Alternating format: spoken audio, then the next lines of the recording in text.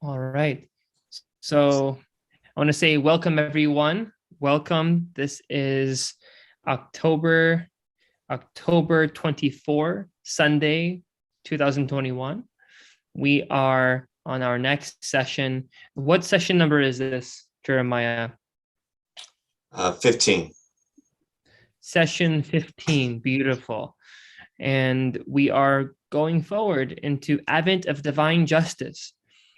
Before we start Advent of Divine Justice, before we commence that, we are going to say our opening prayer, and then we're going to continue the study with Mr. Ehsan Bayat and the Crimson Academy. So Scott will be saying the opening prayer, and then we'll resume our sessions. O my God,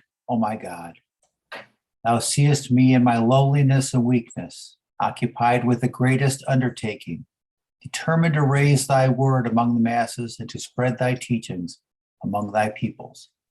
How can I succeed unless thou assist me with the breath of the Holy Spirit? Help me to triumph by the hosts of thy glorious kingdom and shower upon me thy confirmation, which alone can change a gnat into an eagle, a drop of water into rivers and seas, and an atom into lights and suns. O my Lord, assist me with thy triumphant and effective might, so that my tongue may utter thy praises and attributes among all people, and my soul overflow with the wine of thy love and knowledge. Thou art the omnipotent and the doer of whatsoever thou willest.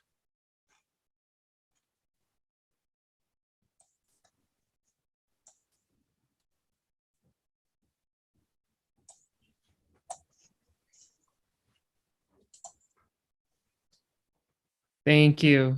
Thank you very much. So Ehsan, how are you doing today? Good afternoon.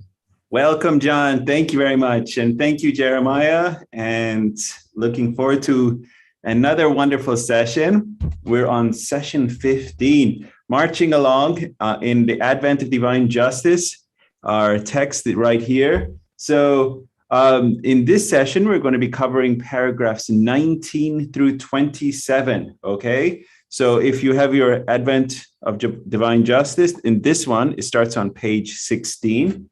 And if you have this one, it starts with the paragraph at the top of page 9. It starts, magnificent as has been this record. So that's paragraph 19 for your reference. So I'm going to share my screen, dear friends. I'm going to share my screen. And so we can get into it. So as you recall, in our past section, in paragraph 17, the beloved guardian was really hitting it home. That was a long paragraph. He was saying, what other community has achieved these stellar heights of achievements? What other community? And now we're going to get into paragraphs 19 through 27. And what does the beloved guardian hit home here? He starts addressing these catastrophic upheavals that are going to be this early American Baha'i community is going to be facing. And this is the beloved guardian's premonitions. Remember, this is written in 1938, 9 months before World War II, which occurred in 1939. So this is the beloved guardian's insights into the great Second World War. And then also other things that the beloved guardian addresses is, he says, all these great achievements that this early American Baha'i community have achieved at this point is just a mere beginning. And then the beloved guardian at the end also lists future opportunities that this community will eventually go through. So I have the recording, so we'll follow along for this section. So just listen along and follow along. So the recording for paragraphs 19 through 27. And then we're going to really go through it. Okay, here we go. Welcome back, dear friends, to the Crimson Academy's reading of the Advent of Divine Justice.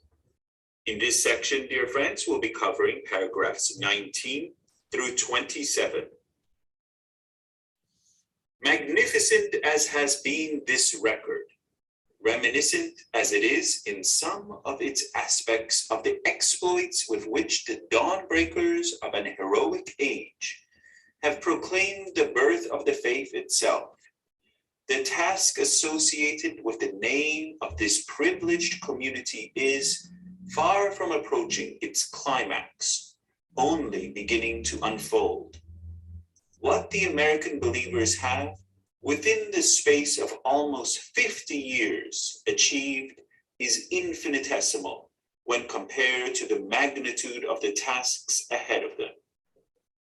The rumblings of that catastrophic upheaval, which is to proclaim at one and the same time the death pangs of the old order and the birth pangs of the new, indicate both the steady approach as well as the awe-inspiring character of those tasks. The virtual establishment of the administrative order of their faith, the erection of its framework, the fashioning of its instruments, and the consolidation of its subsidiary institutions was the first task committed to their charge, as an organized community called into being by the will and under the instructions of Abdu'l-Bahá. Of this initial task, they have acquitted themselves with marvelous promptitude, fidelity, and vigor. No sooner had they created and correlated the various and necessary agencies for the efficient conduct of any policy they might subsequently wish to initiate, than they addressed themselves with equal zest and consecration to the next more arduous task of erecting the superstructure of an edifice, the cornerstone of which Abdu'l-Bahá himself had laid. And when that feat was achieved, this community, alive to the passionate pleas, exhortations, and promises recorded in the tablets of the divine plan, resolved to undertake yet another task, which in its scope and spiritual potentialities is sure to outshine any of the works they have already accomplished, launching with unquenchable enthusiasm and dauntless courage the 7-year plan as the first and practical step towards the fulfillment of the mission prescribed in those epoch-making tablets. They entered with a spirit of renewed consecration upon their dual task, the consummation of which it is hoped will synchronize with the celebration of the centenary of the birth of the faith of Baha'u'llah. Well aware that every advance made in the external ornamentation of their majestic edifice would directly react on the progress of the teaching campaign initiated by them in both the Northern and Southern American continents, and realizing that every victory gained in the teaching field would, in its turn, facilitate the work and hasten the completion of their temple, they are now pressing on with courage and faith in their efforts to discharge in both of its phases their obligations under the plan they have dedicated themselves to execute. Let them not, however, imagine that the carrying out of the 7-year plan, coinciding as it does with the termination of the 1st century of the Baha'i era, signifies either the termination of or even an interruption in the work which the unerring hand of the Almighty is directing them to perform. The opening of the 2nd century of the Baha'i era must needs disclose greater vistas, usher in further stages, and witness the initiation of plans more far-reaching than any as yet conceived. The plan on which is now focused the attention, the aspirations, and the resources of the entire community of the American believers should be viewed as a mere beginning, as a trial of strength, a stepping stone to a crusade of still greater magnitude, if the duties and responsibilities with which the author of the divine plan has invested them are to be honorably and entirely fulfilled. For the consummation of the present plan can result in no more than the formation of at least one center in each of the republics of the Western Hemisphere, whereas the duties prescribed in those tablets call for a wider diffusion and imply the scattering of a far greater and more representative number of the members of the North American Baha'i community over the entire surface of the New World. It is the undoubted mission of the American believers, therefore, to carry forward into the second century the glorious work initiated in the closing years of the first. Not until they have played their part in guiding the activities of these isolated and newly fledged centers, and in fostering their capacity to initiate in their turn institutions, both local and national, modeled on their own, can they be satisfied to have adequately discharged their immediate obligations under Abdu'l-Baha's divinely revealed plan. Nor should it for a moment be supposed that the completion of a task which aims at the multiplication of Baha'i centers and the provision of the assistance and guidance necessary for the establishment of the administrative order of the Baha'i faith in the countries of Latin America realizes in its entirety the scheme visualized for them by Abdu'l-Baha. A perusal, however perfunctory, of those tablets embodying his plan will instantly reveal a scope for their activities that stretches far beyond the confines of the Western Hemisphere. With their inter-American tasks and responsibilities virtually discharged, their intercontinental mission enters upon its most glorious and decisive phase.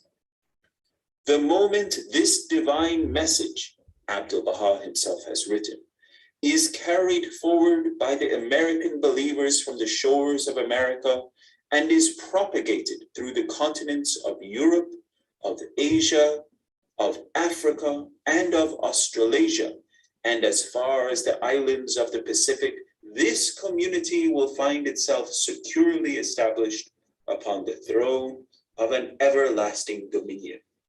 And who knows but that when this colossal task has been accomplished, a greater, a still more superb mission, incomparable in its splendor and foreordained for them by Baha'u'llah, may not be thrust upon them.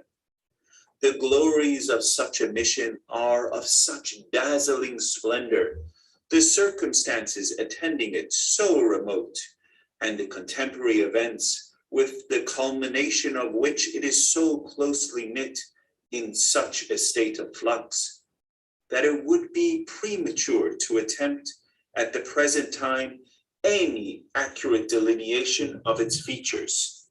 Suffice it to say that out of the turmoil and tribulations of these latter years, opportunities undreamt of will be born, and circumstances unpredictable created that will enable, nay, impel the victories prosecutors of Abdu'l-Baha's plan to add through the part they will play in the unrolling of the new world order, fresh laurels to the crown of their servitude to the threshold of Baha'u'llah.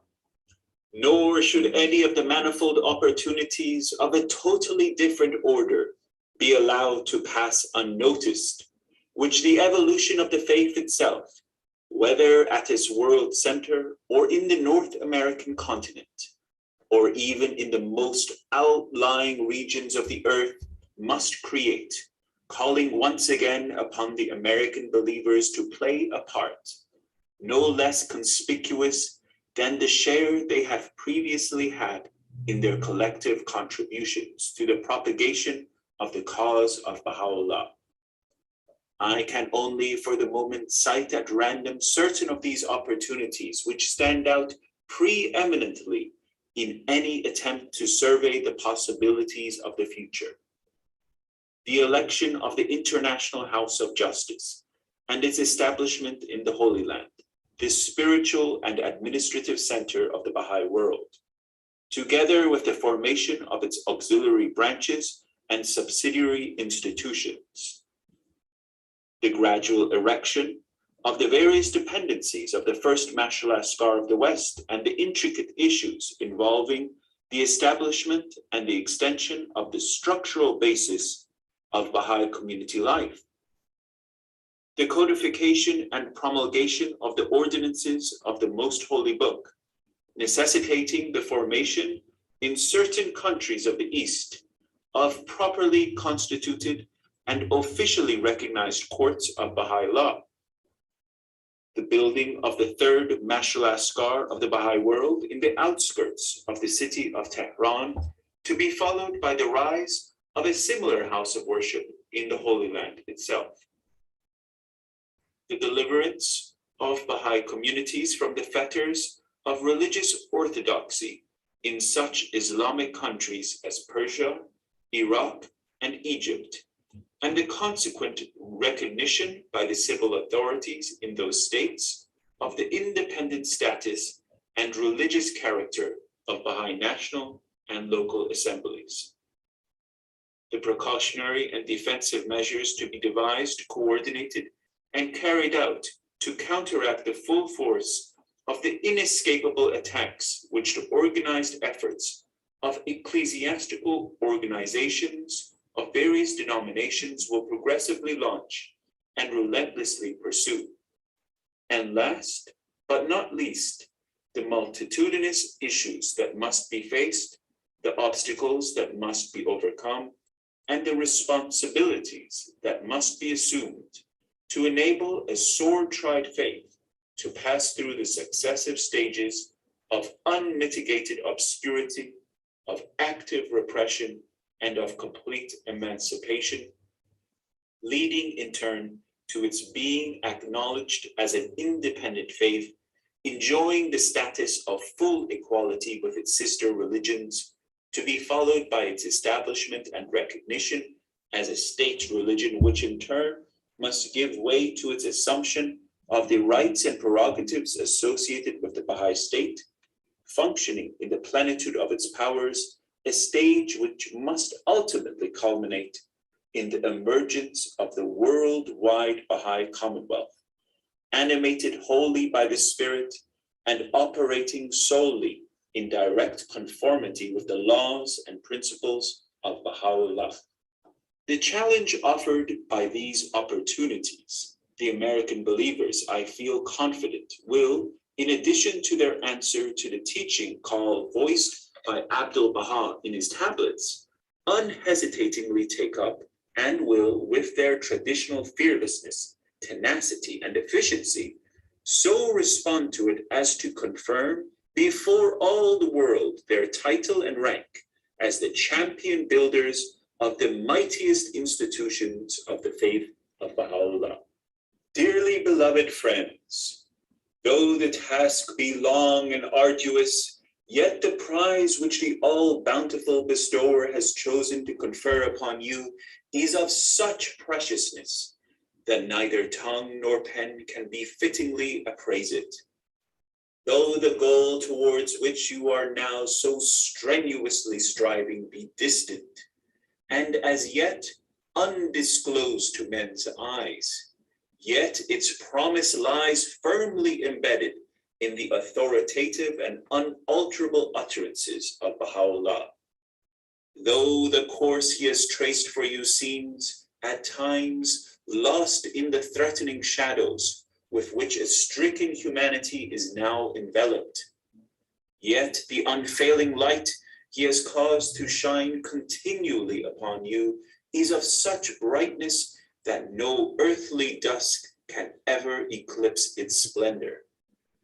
Though small in numbers and circumscribed as yet in your experiences, powers, and resources, yet the force which energizes your mission is limitless in its range and incalculable in its potency. Though the enemies which every acceleration in the progress of your mission must raise up, be fierce, numerous, and unrelenting. Yet the invisible hosts which, if you persevere, must, as promised, rush forth to your aid, will, in the end, enable you to vanquish their hopes and annihilate their forces.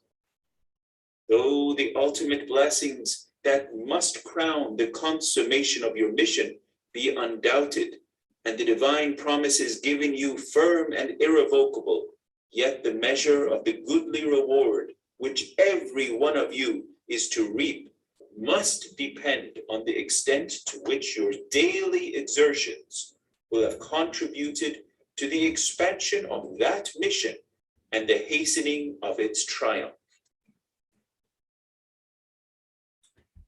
So there we are, dear friends, paragraphs 19 through 27. Okay, so that was a reading of paragraphs 19 through 27. And in these paragraphs, now the beloved guardian is hitting home that there's rumblings of a catastrophic upheaval are upon us in that time of 1938. He's saying these rumblings of a catastrophic upheaval. This is where he says the rumblings of this catastrophic upheaval, which is to proclaim at one and the same the death pangs of the old order and the birth pangs of the new. And so these twin processes that are at play, we're going to be exploring this in great detail much later in the course. And so these two processes, which is the death pangs of an old order as well as the birth pangs of the new. So this indicates here, the beloved guardian says, a steady approach as well as the awe-inspiring character of those tasks that lie ahead of the American Baha'i community. So in paragraph 20, the beloved guardian is now talking about these future events that need to take place. And we're going to be getting into those in our study and talking about all of these future events that will be coming and needing to take place. And remember, this is written in 1938. And so several of these events have already taken place. And so let us move on. Okay, so we just read that. So a brief summary, the beloved guardian here is now highlighting the nature and significance of the future missions of the North American Baha'i community. The undertakings of this community over the previous 50 years, as stated by the beloved guardian, would be infinitesimal compared to the future endeavors and achievements of the community. The beloved guardian also identifies some future developments in the worldwide Baha'i community in which the North American Baha'i community would play major roles. One paragraph that and one line that I want to, for all the friends to remember as we're studying Advent to Divine Justice is the last line in paragraph 27. So this is the last paragraph, paragraph 27, and then the last line, it says, though the ultimate blessings that must crown the consummation of your mission be undoubted, and the divine promises given you firm and irrevocable, yet the measure of the goodly reward which every one of you is to reap must depend on the extent to which your daily exertions will have contributed to the expansion of that mission and the hastening of its triumph. So it's proportional. It says how much you put in is how much you're going to get out. So your daily exertions, how much are you putting in? You know, and I was thinking about it, dear friends. What is this great letter that we're going to be, we study for 15, this is our 15th session, according to our dear friend Jeremiah. What is this letter that we're going to be studying for many more sessions together? What is this? And I was thinking about it, and I've done, you know, 2 years of study with our Texas class, and what is this letter? And in my experience, this letter very simply is the beloved guardian's guidance on living the life, what living the life means. And so if you think about that, this is the beloved guardian's explanation of living the life. As we continue our study of Advent to Divine Justice, you'll see how that term really makes sense as we start getting into the 3 weapons: rectitude of conduct, a chaste and holy life, freedom from racial prejudices, and how all of those encapsulate into what it means to be a true Baha'i. And then what is it all for? It is for the purpose of the most important duty that a Baha'i can do, namely to teach, to open your mouth and promote his word. So all this creating of a new race of man, so that you will be a gift in his name. So this is by you recreating yourselves, like when His Holiness Jesus Christ, was recreating the apostles. He changed Saul into Paul, right? So he recreated them. He brought them new life. He changed them, transformed them.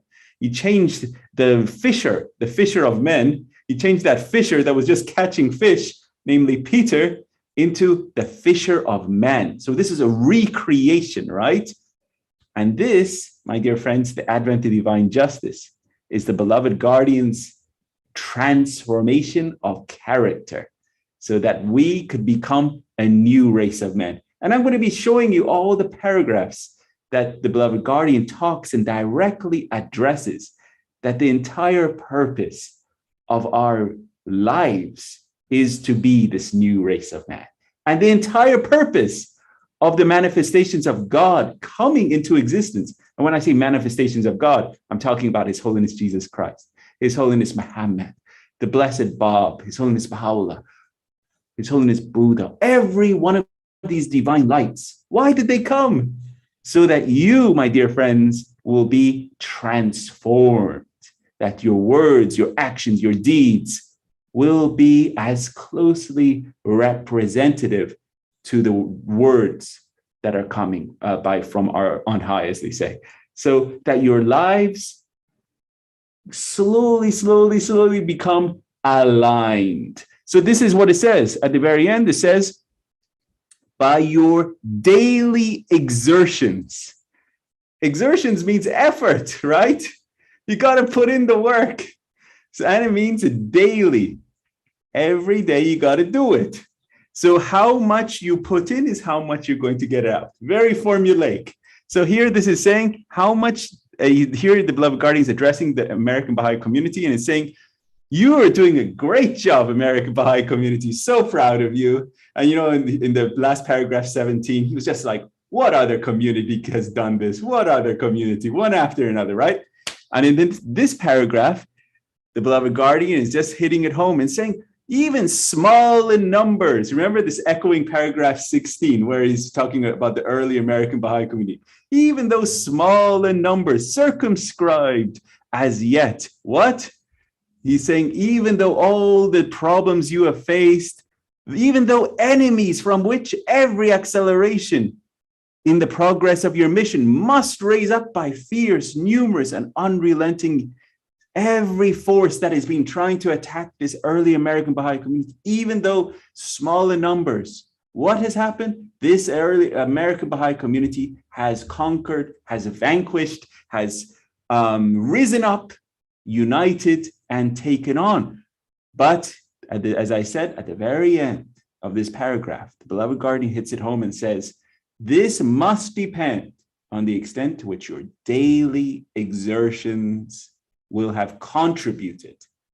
So this is a very important line that the beloved guardian inserts at the end of paragraph 27, because it sets the stage coming up for the transformation of the inner life, which the beloved guardian is going to talk about: rectitude of conduct, chaste and holy life, and freedom from racial prejudices, which is, it needs this daily regime transformation of inner life. So I wanted to, that not to be missed, as they say. So you to look at, see that.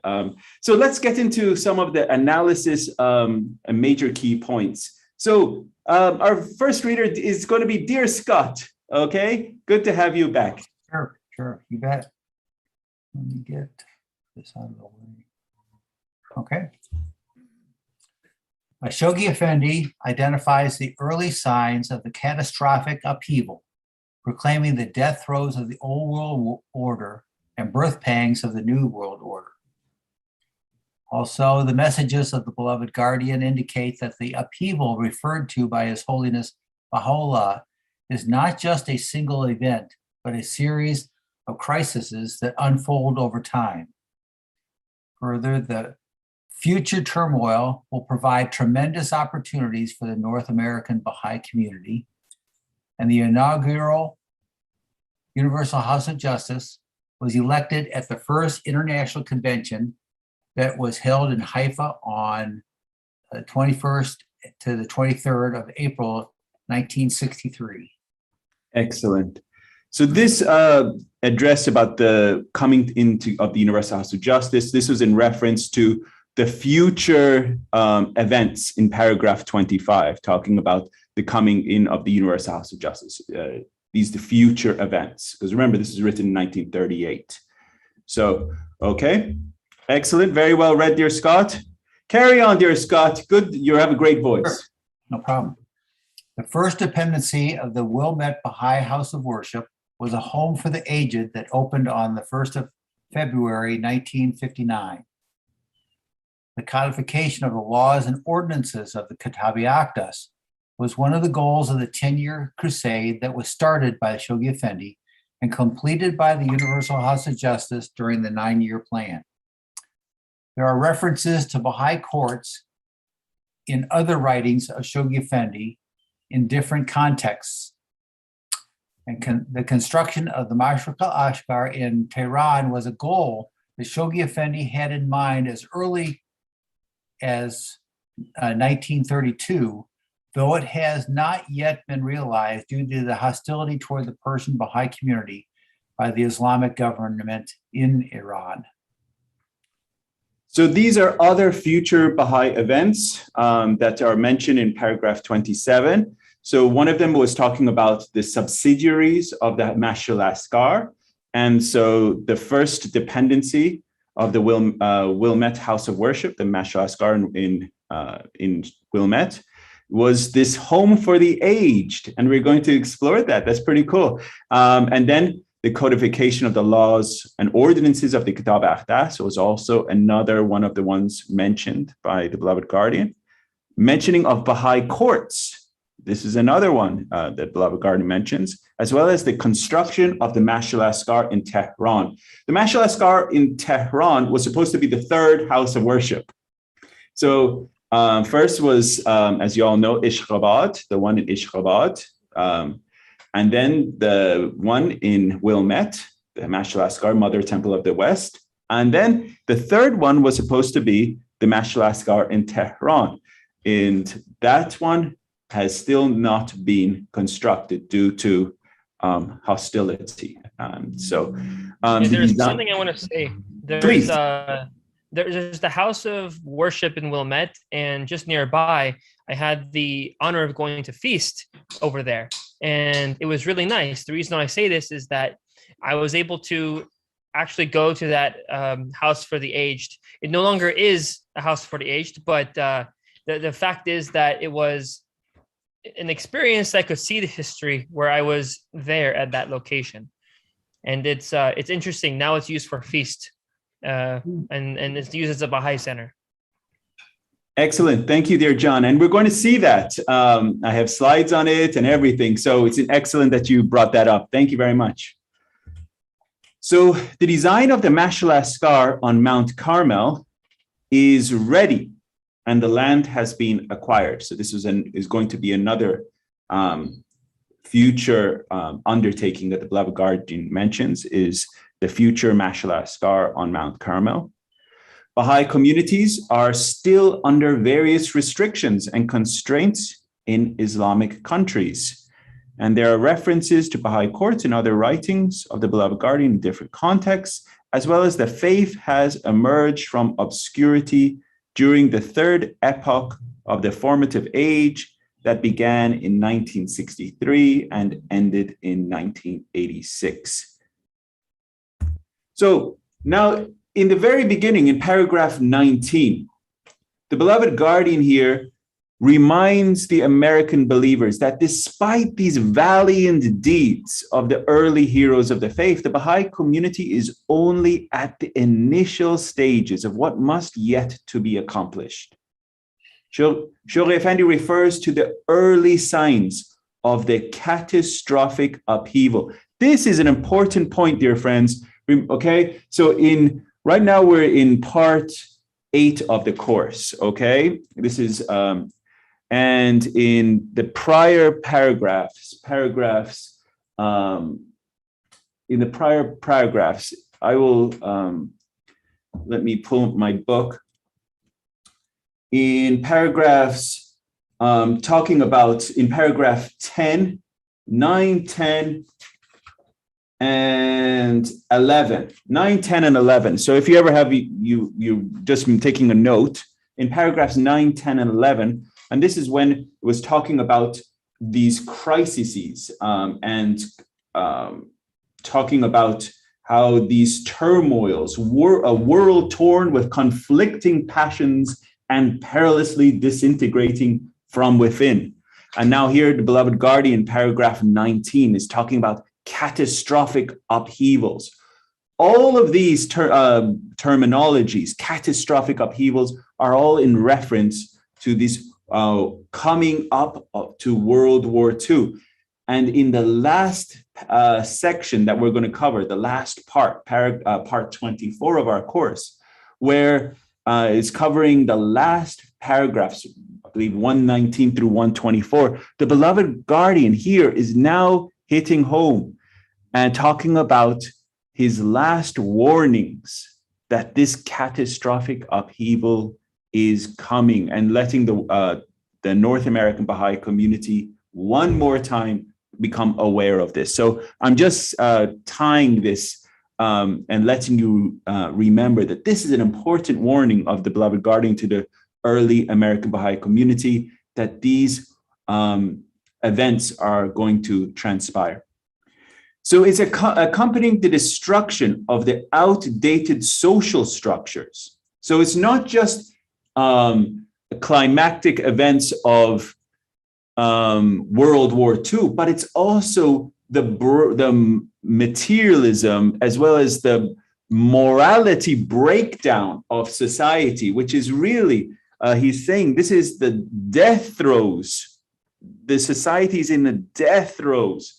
Everything is just collapsing. Morality is collapsing. Religion is collapsing. And he's saying this entire old world order is just being rolled up. And he's saying at this point, there's this new fledgling emerging on the scene. And this new fledgling is this new world Baha'i community emerging. And he's saying this is 2 processes at play. So this is the beloved guardian in the opening of paragraph 19. And we're really going to get into this twin processes, and it's going to be a wonderful discussion coming up later in our study, because the beloved guardian gets into it. And it's really studied in Unfoldment of World Civilization, which is the last of the world order letters. So there's seven world order letters. And the last one of them is called Unfoldment of World Civilization. And in the 7th one, the beloved guardian really gets into these twin processes at play. Okay, so that was just a segue note. Okay, carrying on. Now, here the beloved guardian is, I'm quoting here, And this gets quoted again in Advent, but this is a quote from His Holiness Baha'u'llah. And these are warnings about this catastrophic upheaval. So the warnings of His Holiness Baha'u'llah about impending upheavals clearly refer to incidents that occur in the physical world and cannot be interpreted as symbolic.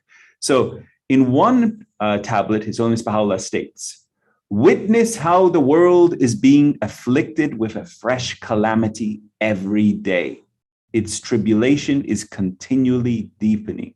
From the moment the Surah Rais, the tablet to Rais, was revealed until the present day, neither hath the world been tranquilized, nor have the hearts of its peoples been at rest. At one time it hath been agitated by contentions and disputes. At another it hath been convulsed by wars and fallen a victim to inveterate diseases. Its sickness is approaching the stage of utter hopelessness, inasmuch as the true physician, capital P, true physician, meaning the manifestation of God, is debarred from administering the remedy, whilst unskilled practitioners are regarded with favor and are accorded full freedom to act. The dust of sedition hath clouded the hearts of men and blinded their eyes. Ere long they will perceive the consequences of what their hands have wrought in the day of God. Thus warneth you He who is the all-informed, as bidden by one who is the most powerful, the Almighty." So, and in this powerful extract from His Holiness Baha'u'llah, here that is in Gleanings, Baha'u'llah is not only giving warning about impending convulsions and sufferings that are going to be occurring, but he also gives a warning and of God's wrath also, right? So he says, the dust of sedition have clouded the hearts of men and blinded their eyes. He says at the very end, he says, ere long, they will perceive the consequences of what their hands have wrought in the day of God. So this warning, and this comes again in Advent of Divine Justice. This is a quote from Baha'u'llah there in paragraph, I believe 120 off the top of my head. In it's a long paragraph where the beloved guardian Advent of Divine Justice is going over and over all the paragraphs, and the whole thing is, I believe, from Baha'u'llah. Let me double check.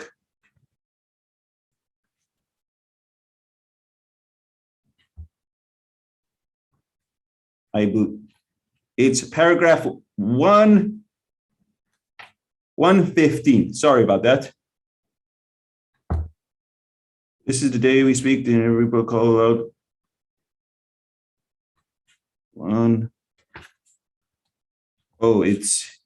This is it's a long section. Okay, so it starts in paragraph 108.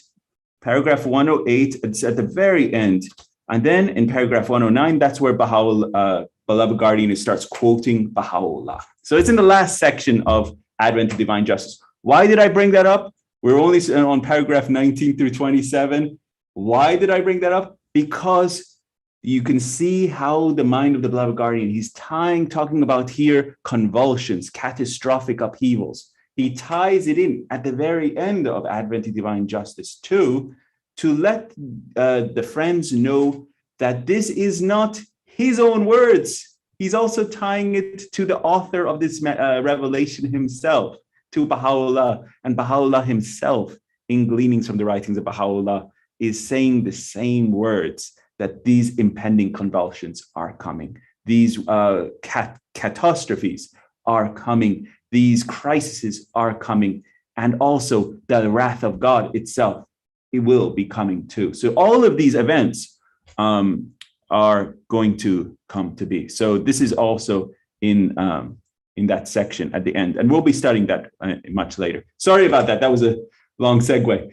But carrying on, in another tablet, His Holiness Baha'u'llah is warning the people This is also in Gleanings. So these warnings about impending convulsions and crises. This is again from Baha'u'llah. He says, "O ye peoples of the world, know verily that an unforeseen calamity is following you."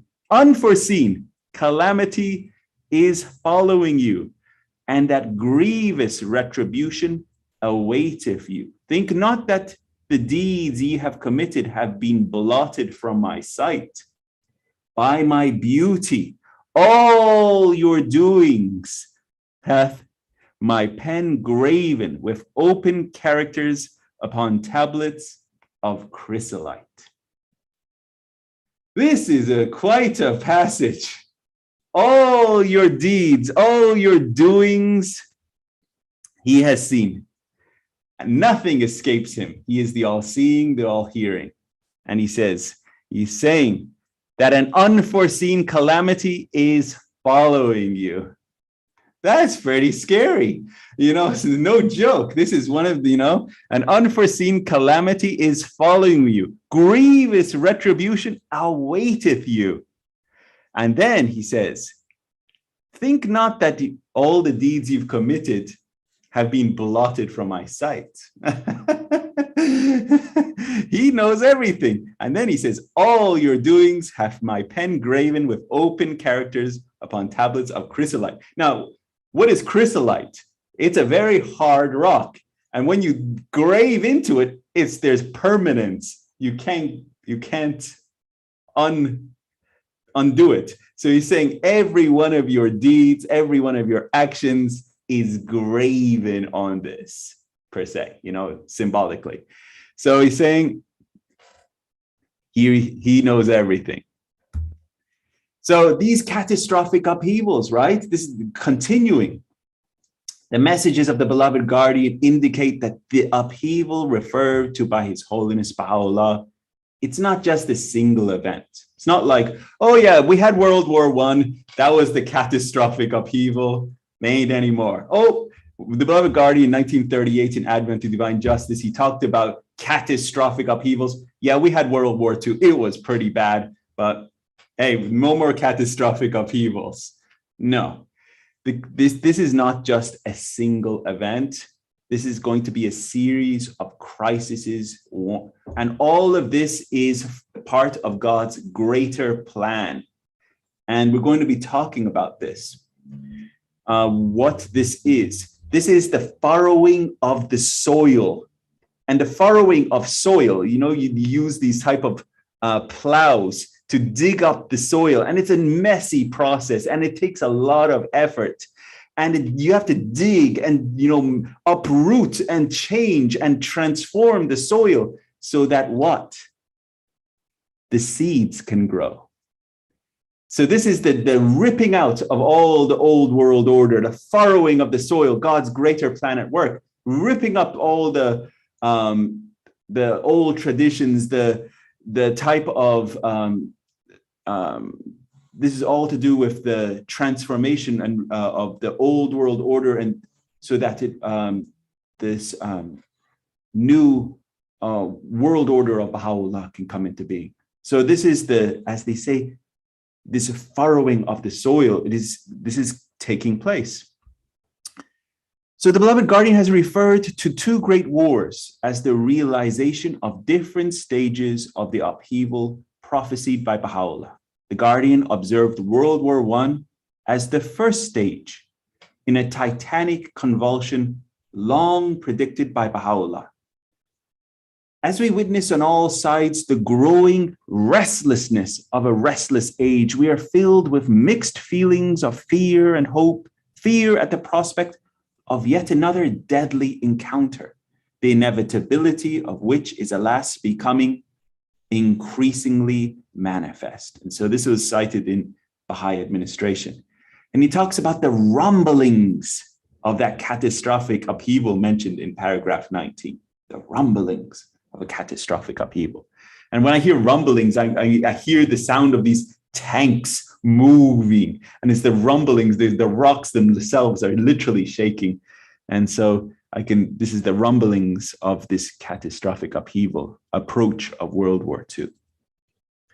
And in one more letter, the beloved guardian expresses a similar view. This is what he writes. He says, we have no indication of exactly what nature the apocalyptic upheaval will be. This is important. It might be another war, but as students of our Baha'i writings, it is clear that the longer the divine physician, Baha'u'llah, is withheld from healing the ills of the world, the more severe will be the crises, and the more terrible the sufferings of the patient. So it is on us, dear friends. It is on us. This is our duty. And I shall share another extract coming up later, because this major theme of catastrophic upheavals, which is one of the main themes of Advent to Divine Justice, comes up again in the latter section. And it's upon us. As I remembered, there's two processes at play. The breakdown, which is disintegration, and the buildup, which is the integration. So two processes at play. And one is moving faster than the other. And the one that's moving faster is the process of disintegration. It's the breakdown. It's moving much faster. And the integration, which is the processes that the Baha'i community is working on, trying to build a model community that will be like a shining lighthouse, an example for the whole world to turn in the darkness. So this is two processes at play. And it says that until and unless this message of Baha'u'llah, this healing message of Baha'u'llah is presented to the world, it is just going to get worse every day. Because this is the only solution. Remember that powerful quote. It was here that they go to what? They go lost to unskilled practitioners. Instead of turning towards the divine physician, they turn to any source. They go to politicians. Politicians, what is the solution to the problem of the world? They go to their priests. What is the solution to the world? They do not have the answer. And so what happens? Day by day, the crisis continues to get worse. As Baha'is, we have the solution, and it is upon us to be teaching and presenting this message.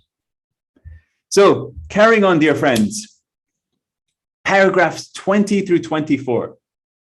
The beloved guardian here is now briefly reviewing the tasks undertaken by the North American Baha'i community since the ministry of Abdul-Baha. And he points out that all those achievements represent just a mere beginning. I mean, this is amazing and awesome. All those incredible achievements. What other community? Remember paragraph 17. The beloved guardian is hitting it. What other community has done this? And then he says in paragraph 20, it's just a mere beginning. So he's just kind of saying it's just the start. So he's saying it's a mere beginning to much more important future undertakings. So he's now, as he says, step back. This is going to be something amazing, what this American Baha'i community is going to achieve. Just don't rest on your laurels, American Baha'i community. This is just the start. That's what he's saying. So I share this extract from Abdul-Baha. Dear Scott, could you read this one for us? Yes. Strive ye so that this darkness may be utterly dispelled, and the hidden mystery may be revealed, and the realities of things made evident and manifest.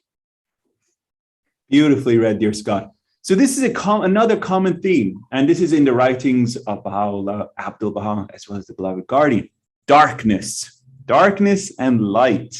And we find this kind of darkness and light is not only in the writings of Baha'u'llah, it's in writings of Islam, Christianity, light and darkness. And we're going to explore this theme of darkness coming up in Advent to Divine Justice, that this is actually one of the major themes also of Advent to Divine Justice, is to each be a true Baha'i,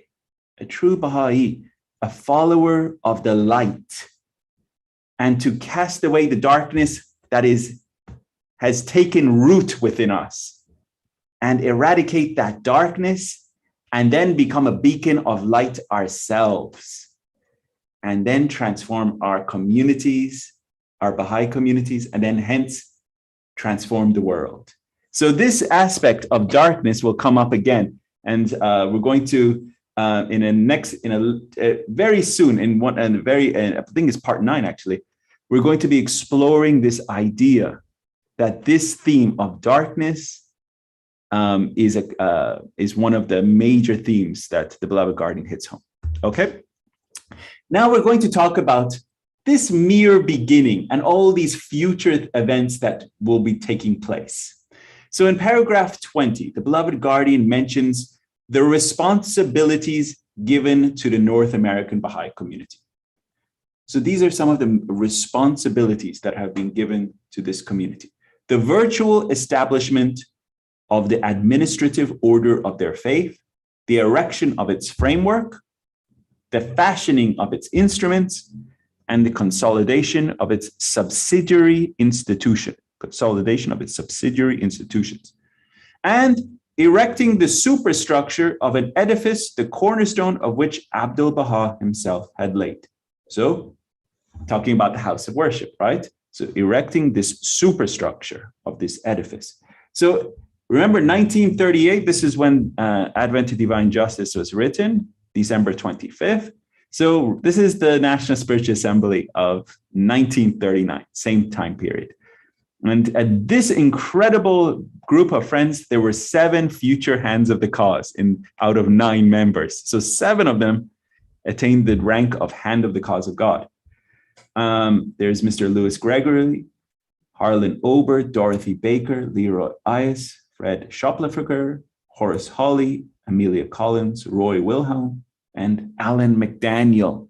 What an incredible body of friends in serving on the National Spiritual Assembly at that point in time. So this was a gathering, dear friends, of Inter-Assembly Teaching Conference, Los Angeles, February 26, 1939. So this is literally a few months after Advent to Divine Justice came out. You see what happened? What a power this letter injected into the community. So this is an inter-assembly teaching conference. Now, what is this all about? It's about teaching.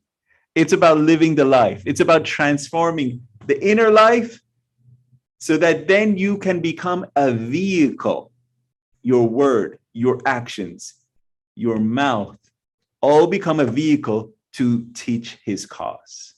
And so this, 2 months after, they had a teaching conference in Los Angeles. So as just wanted you to see that as a visual.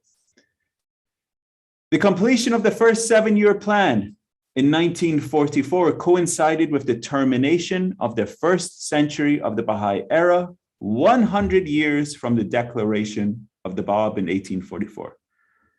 The first 80 years of that century covered the heroic, the primitive or apostolic age of the Baha'i faith, and the next 20 years represented the beginnings of the formative age, the transitional or the iron age. So we're just in the very beginnings, this mere beginning of the formative age, which we do not know how long it's going to last. So in paragraph 21, the Beloved Guardian states that for the North American Baha'i community, the opening of the 2nd century of the Baha'i era would reveal greater vistas. So 2nd century is from 1944 on. Greater vistas, usher in further stages and witness the initiation of plans more far-reaching than as yet conceived. So even greater plans, greater achievements, and that will be achieved during those in the 2nd century. So in paragraphs 22 and 23, the Beloved Guardian points that the tablets of the divine plan call for wider diffusion, scattering of a far greater and more representative number of the members of the North American Baha'i community across all corners of the globe, compared to the goals of the first 7-year plan. So this is now the call was to go even further. If you remember, first 7-year plan was to just go to establish an assembly in the countries of Central and South America. But now in the goals in the second century of the Baha'i era, which is from 1944 on, is now the scattering of a far greater and more representative number of the members across all corners of the globe. And as you remember, this eventually came into the 10-year crusade. So this was, as you can see, this is a map illustrating the worldwide growth of the Baha'i faith as drawn by the beloved guardian himself in 1952. So really now the beloved guardian is calling upon the pioneers. And this was when beloved guardian was writing this in 1938, he was saying, these will be future undertakings, that this faith is just at the mere beginnings. The task would go beyond just opening new Baha'i centers, requiring the fostering of capacity, building in the new Baha'i communities to a point they could initiate their own local and national institutions in discharging these responsibilities. The intercontinental mission of the North American Baha'i community would enter upon its most glorious and decisive phase. So it's not just going to a place and then opening a Baha'i center.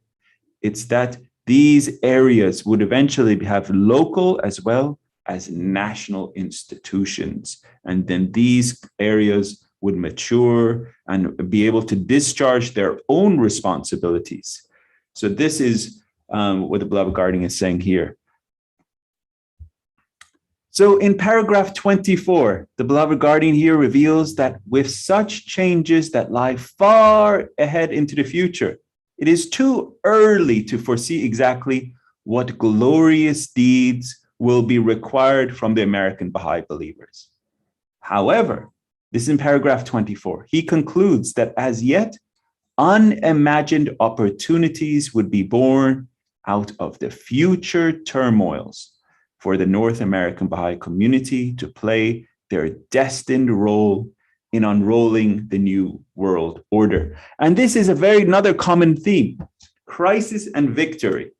And we're going to see this again coming up, that through the challenges, through the trials and tribulations and the sufferings, this helps the maturation of this community.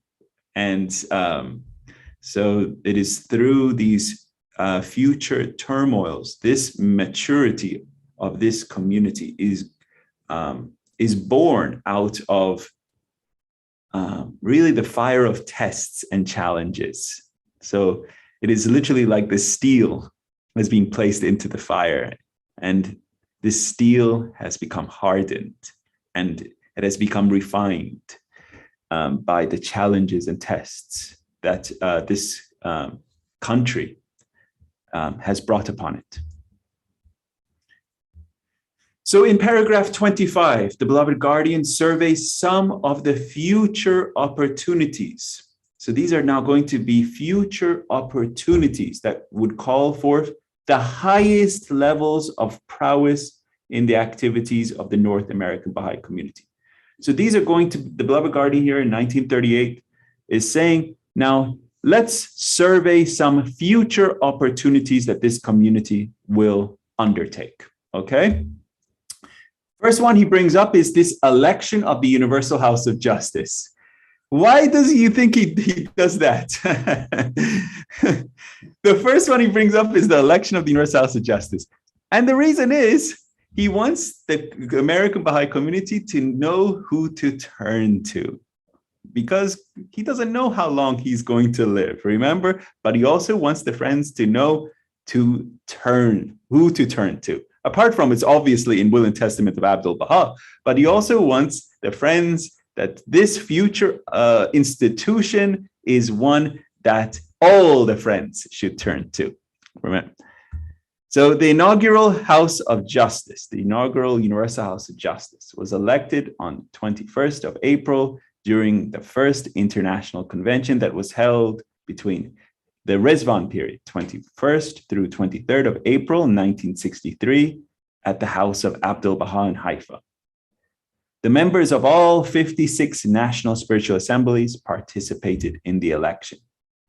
And to enable the delegates to prepare themselves spiritually for their great responsibility, arrangements had been made by the hands of the cause, with the cooperation of the International Baha'i Council, for all to visit the several holy places. And this was the greatest mass pilgrimage ever to have been made to the world center of our faith. This was an incredible, incredible event. So in 1963.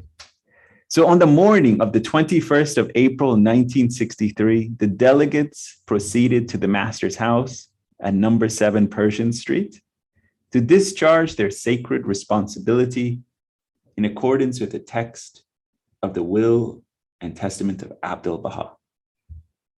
They came from all parts of the world. They came from all parts of the globe, representing many races, peoples, tongues, and cultural backgrounds. In all, 288 of the 504 eligible delegates were present. Hand of the Cause of God, Amatul Baha Riya Khanum, called the historic convention to order. And on behalf of the hands, Riya Khanum carefully instructed the delegates on the procedure to be followed in the casting of the ballots. And here you can see the hands of the Cause of God and members of the International Baha'i Council. They watched from adjoining room. This was an incredible thing too. Remember, the hands of the Cause of God, they had a title, Ministry of the Custodians, because when the beloved guardian passed in 1957, he had no formal will and testament. So the Ministry of the Custodians, the hands of the Cause of God, held the reins of the faith and carried on with the wishes of the beloved guardian and carrying out the 10-year crusade.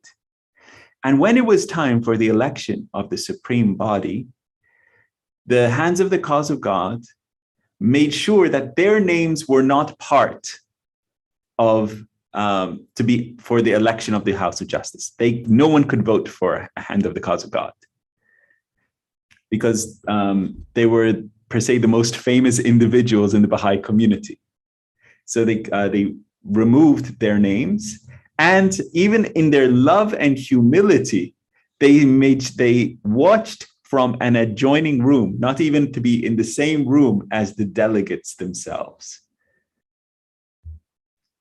Tellers were appointed, and as the roll was called alphabetically by name of the National Assembly, the delegates approached the ballot box. Among the first was a descendant of the Inca race, belonging to the Bolivian National Assembly. And isn't this so beautiful? I mean, even in the elections of the Universal House of Justice, members of the National Spiritual Assemblies, they also wear their attire from their national regions. And so even in the first election of the Universal House of Justice, they also wore their attire from their national costumes. And so this is coming from Bolivia. And he was followed shortly by the friends from Central and East Africa. Look how happy they are. It just brings you so much joy seeing this occasion. The delegates watched intently as the balloting proceeded throughout the morning. And these were precious, never to be forgotten moments when, as prophesied in the most holy book, the crowning institution of the world order of Baha'u'llah was brought into being. And these, dear friends, were the people whose awesome responsibility it was to elect the first Universal House of Justice, the supreme governing body And so this was their task and duty, their privilege and honor. After all the ballots had been cast, the friends left the master's house, all except the 18 appointed tellers, who now began this arduous task of counting the votes. On the following morning, the delegates gathered at Beit Harof, where the remaining convention sessions were held. I like this car. It's an old classic car. So, yeah. So you get the feeling of the time period. They could see the golden dome of the Shrine of the Bab in the distance as they entered the meeting rooms. Amatul Bahari Khanum addressed the first session and then called for the teller's report. The chief teller went to the platform and the delegates applauded. As the names of the members of the Universal House of Justice were announced, each believer present felt that he had witnessed not only the birth of an institution which would come to be regarded as the last refuge of a tottering civilization, but also the beginning of a new and most glorious stage in the evolution of the world order of Baha'u'llah. You can see Amatul Bahari Khanum, you can see Mr. Frutan there, you can see the head teller standing there. The members of the Universal House of Justice were called to the platform. You can see them all standing here.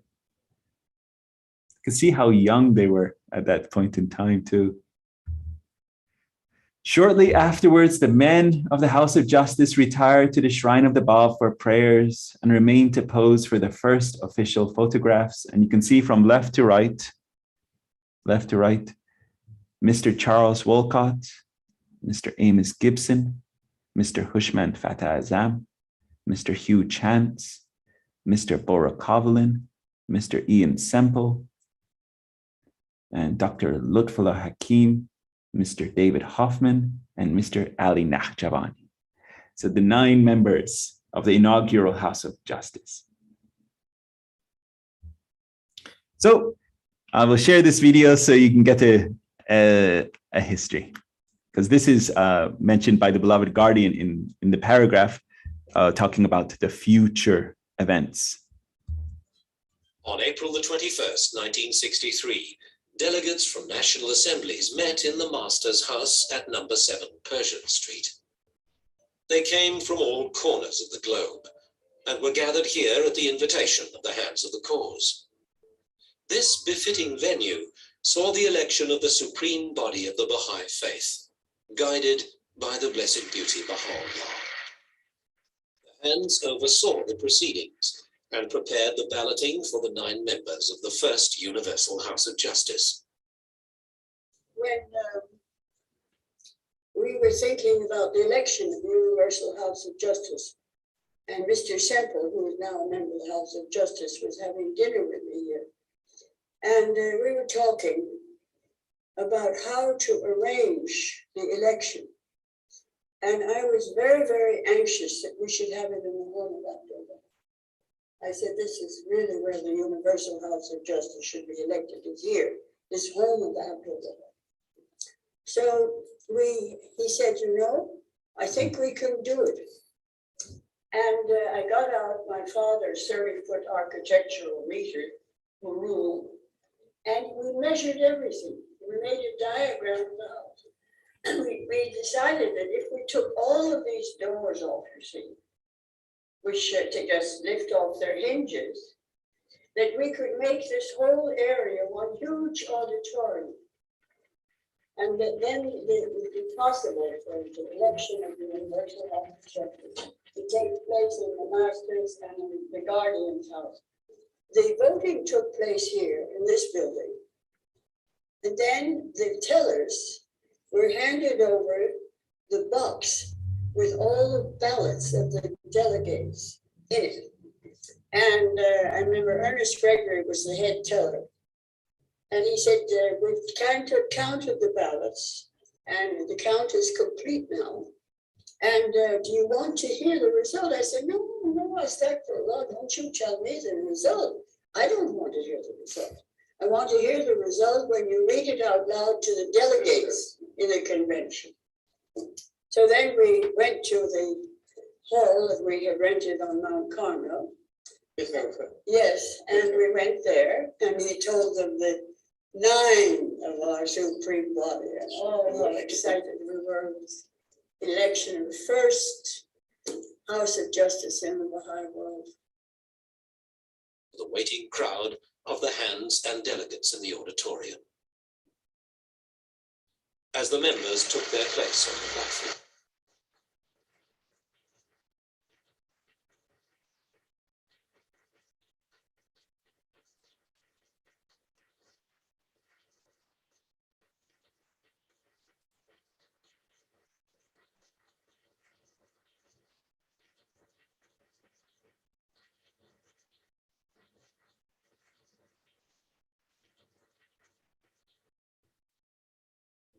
We lost the volume.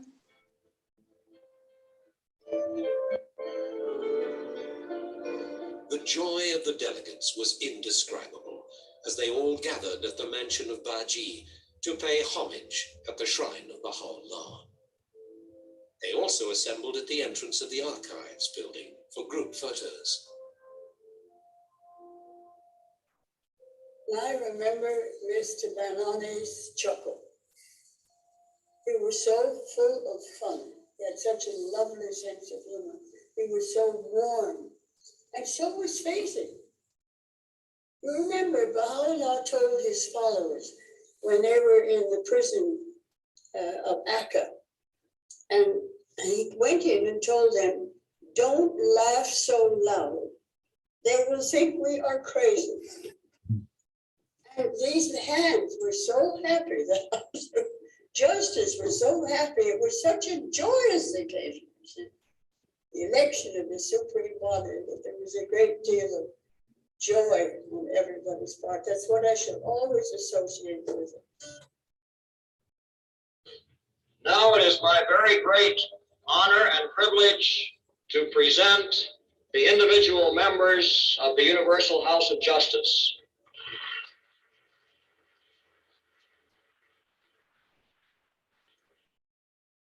Charles Walker.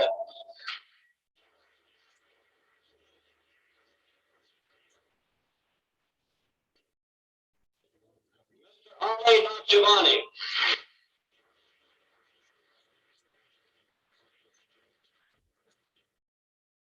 Mr. Bora Cavalin.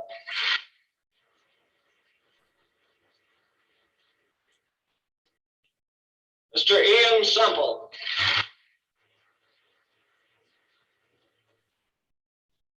Dr. Lotfullah Hakim.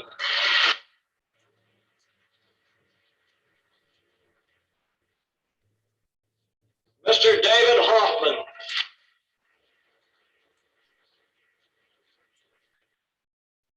Mr. Hugh Chance.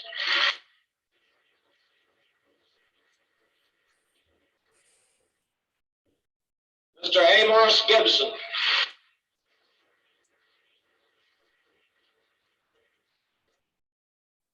Mr. Hushman Fatih Azam.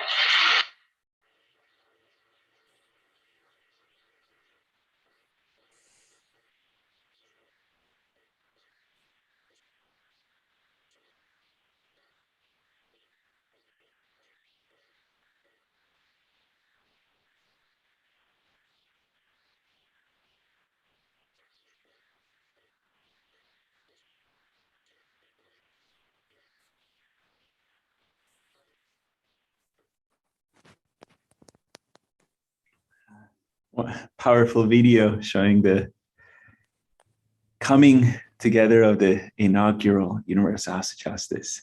So I have one more video I want to show you. This is pretty cool too. One of the things for Baha'is in New Zealand that's been very interesting is you are a member of the Universal House of Justice. And if maybe you can explain to our viewers what that is. The Baha'i faith is kind of a structure. You might, to a certain extent, compare it to kind of a church, which is, in the Baha'i faith, is what we call an administrative structure, a system. No?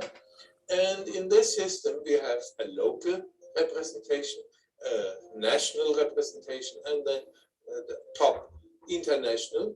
And we call it local spiritual assemblies, national spiritual assembly, and on top is the head of the Baha'i faith. We call it the Universal House of Justice, which is then for the worldwide Baha'i community. It somewhat gives guidance, direction to the Baha'is because they are so much spread, so they need guidance.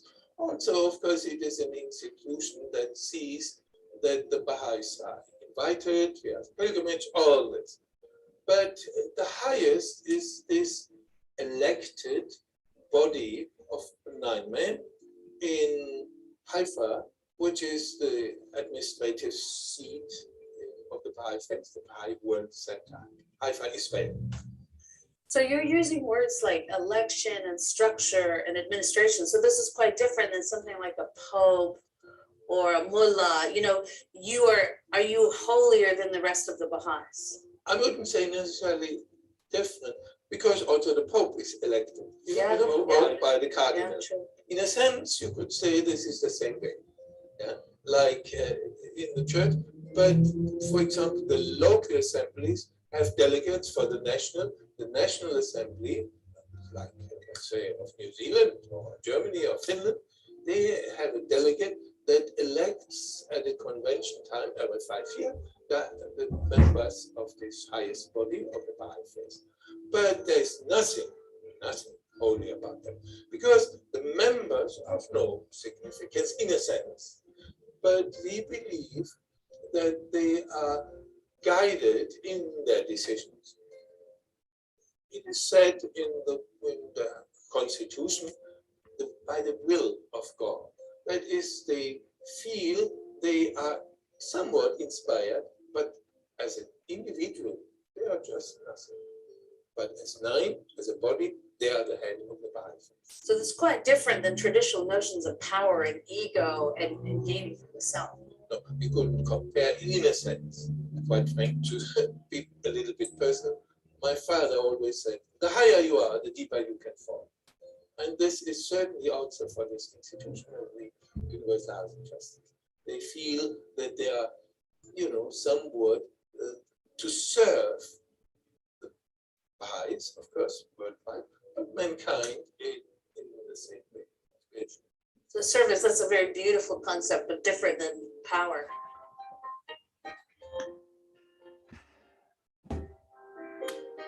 So that was just a video showing you, dear friends, on what is the Universal House of Justice. And so, because this was the election of the Universal House of Justice, so I just wanted to show you what is the Universal House of Justice. And that was coming from a member of the Universal House of Justice. So that was an interesting video too. So moving on, dear friends, one of these other future undertakings would be subsidiaries of the Wilmette Baha'i House of Worship. And in a past section, we talked about the House of Worship coming to be, the construction of the House of Worship. And we talked about the architect, Mr. Louis Bourgeois. And so we talked about this coming together. And I even found another super cool video that is, and I just wanted to show this one too. So I brought that one in. So you will see this in a second. But this institution of the Mashal Asghar, this dawning place of the praise of God, was established by His Holiness Baha'u'llah in the Kitab Aqdas. So this is an institution, the institution of the Mashal Asghar. And this is what it says in Kitab Aqdas. It says, O peoples of the world, build ye houses of worship throughout the lands in the name of Him who is the Lord of all religions. Make them as perfect as is possible in the world of being, and adorn them with that which befitteth them, not with images and effigies. Then, with radiance and joy, celebrate therein the praise of your Lord, the most compassionate. Verily, by His remembrance, the eye is cheered and the heart is filled with light. So right there, dear friends, in Kitab Aqdas, this institution of the Mashallah Askar is brought into being. Build ye houses of worship. Okay, so this is one more video. I just wanted to bring this in because this is such a wonderful video showing this house of worship coming into being.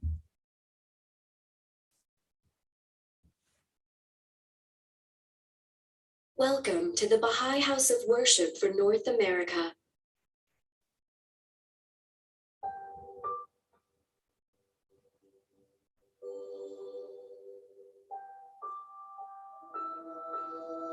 This sacred space,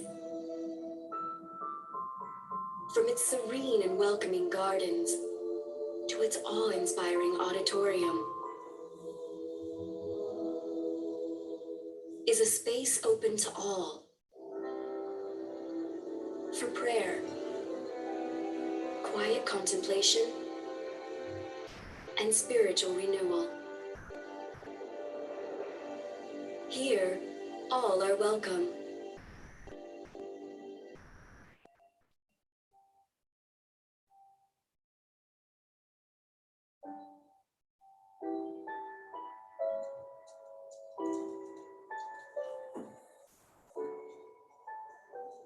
The first public mention of the Baha'i faith in America was in Chicago in 1893 at the World Parliament of Religions, an extension of the Chicago World's Fair. By the early 1900s, nearly 1,000 people in the United States and Canada had embraced the Baha'i faith. The members of this new religion wanted to demonstrate their devotion to God and build a temple for all people. Chicago's location in the heart of the continent and the peaceful beauty of the site on the shores of Lake Michigan made it a natural choice for the first Baha'i house of worship in North America. Abdul-Baha, the eldest son of Baha'u'llah, founder of the Baha'i faith, traveled from Palestine, now Israel, to North America in 1912. And while in Chicago, laid the cornerstone and was the guest of honor and featured speaker at the groundbreaking ceremony. He set forth clear instructions for certain aspects that Baha'i houses of worship should include, and specified that women should be involved in the planning and development of it. During one of his addresses in Chicago at the time, Abdul-Baha said that Baha'u'llah had commanded that a place of worship be built so that all religions, races, and sects may come together within its universal shelter, that the proclamation of the oneness of mankind shall go forth from its open courts of holiness.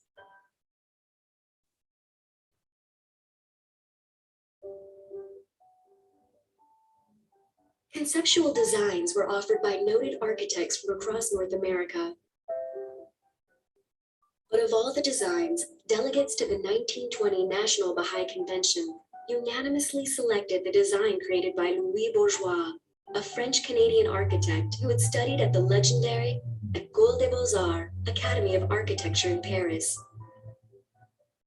Fulfilling Bourgeois' dream of creating a temple of light and unity, the House of Worship's lacy arabesque panels embrace natural light during the day and illumination from within at night.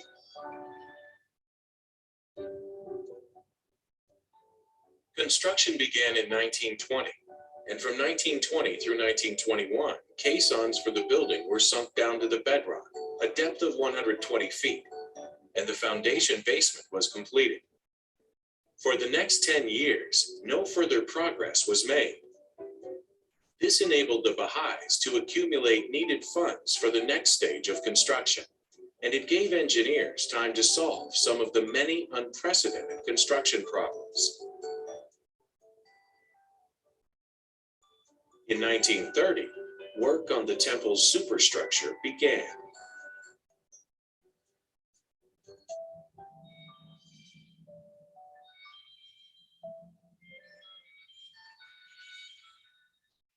Architect Louis Bourgeois consulted with John Early, an expert in ornamental concrete in the Washington, D.C. area. about constructing the dome from cast concrete panels mounted on a steel superstructure. To achieve Bourgeois' vision of the whitest possible surface, Early experimented with white Portland cement combined with crushed quartz. The result is a glistening exterior that sparkles in the sunlight. The panels were sculpted, cast, and cleaned at the Early studios, packaged, and then shipped 700 miles on railroad flat cars to Wilmette. At the time, the building was considered the most elaborate concrete structure in the world, consuming thousands of workman hours. In June of 1932, the task of applying the ornamentation to the superstructure was started. And by January of 1943, the entire exterior, including the steps, was finished. During the Second World War years, no work on the temple was undertaken. Then, in November of 1947, work began on the interior, which was completed in 1952. Landscaping of the grounds began in April of that year and was completed by the temple's dedication in the spring of 1953.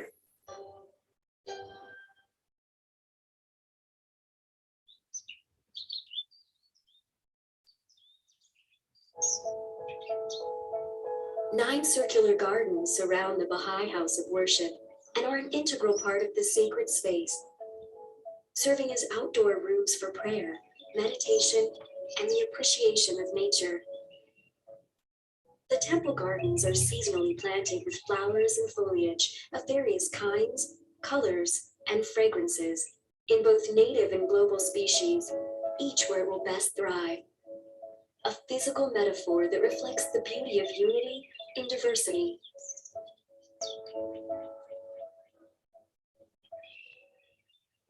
Behold a beautiful garden full of flowers, shrubs, and trees.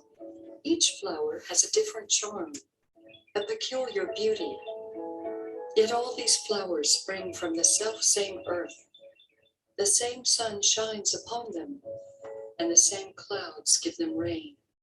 So it is with humanity. It is made up of many races, and its peoples are of different color.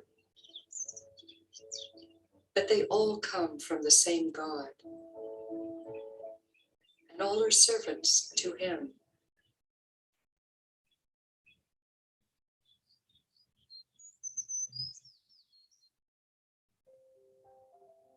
Baha'i houses of worship all have 9 sides, 9 doors, and 9 gardens. The number 9, the highest single digit, represents unity, perfection, and completion. The building's majestic dome calls to mind God's grace sheltering all people. The symbol at the top of the dome is an arrangement of the Arabic words, Ya Baha'u'llah, a prayer or invocation meaning O glory of the all-glorious. The unity of the religious traditions is represented in the ornamentation on the pillars of the temple. Symbols include the Christian cross, the Star of David, the star and crescent moon of Islam, the hooked cross of Hindu, Buddhist, and ancient Native American traditions, and the 9-pointed star of the Baha'i faith. 9 inscriptions from the writings of Baha'u'llah are carved above the building's entrances and in the alcoves of the auditorium, attesting to the unity of religion and its power to transform the human character. O rich ones on earth, the poor in your midst are my trust. Guard ye my trust. Blessed is the spot. Baha'is have no clergy, and sermons or lectures are not permitted in the auditorium. Devotional services include prayer, meditation, the reading of sacred scriptures of the Baha'i faith and other religions, and often music by soloists and a cappella choir. To Baha'is, worship means more than prayer and meditation. Baha'u'llah said that any work done in a spirit of service is a form of prayer.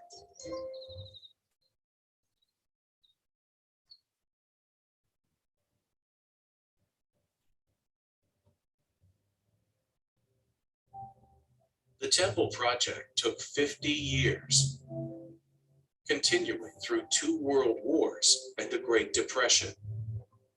The building was financed entirely by voluntary contributions from Bahá'ís around the world. More than 5,000 people gathered for dedication services as the Bahá'í House of Worship was opened to the public in May 1953. This house of worship, now opening wide its doors to peoples of all creeds, of all races, of all nations, and of all classes, is dedicated to 3 fundamental verities, animating and underlying the Bahá'í faith: the unity of God, the unity of his prophets, the unity of mankind. The Bahá'í House of Worship reflects a faith of optimism, freedom from prejudice, and service to humankind. It invites its visitors to experience the beauty and serenity of its gardens and interior spaces, to learn about and contemplate the interconnectedness of all people and all religions. It reminds us of our tie to a just and loving Creator who shelters us all and progressively reveals the guidance that we need. It inspires our highest hopes of a united world and sustainable peace. As Baha'u'llah predicts, "Yet so it shall be.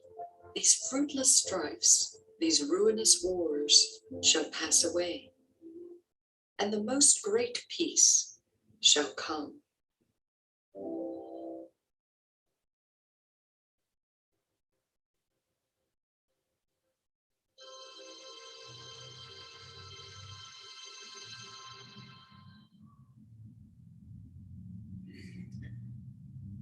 There we are, dear friends. Just wanted to share that video. It's so beautiful. So wanted to also to bring back the imagery, the history of this house of worship before we get into the subsidiaries of this house of worship, this Mashal Askar. So His Holiness Abdul Baha described the Mashal Askar as one of the most vital institutions in the world, one of the most vital institutions in the world. And elaborating on this, the Universal House of Justice refers to it as the focal point of the community from which it emerges, because it not only provides a space for worship, but also encompasses dependencies. Together, these embody 2 essential and inseparable aspects of Baha'i life: worship and service. So these are 2 inseparable aspects of Baha'i life: worship and service. So His Holiness Abdul Baha referred to the dependencies to be established as part of the Mashal Askar complex.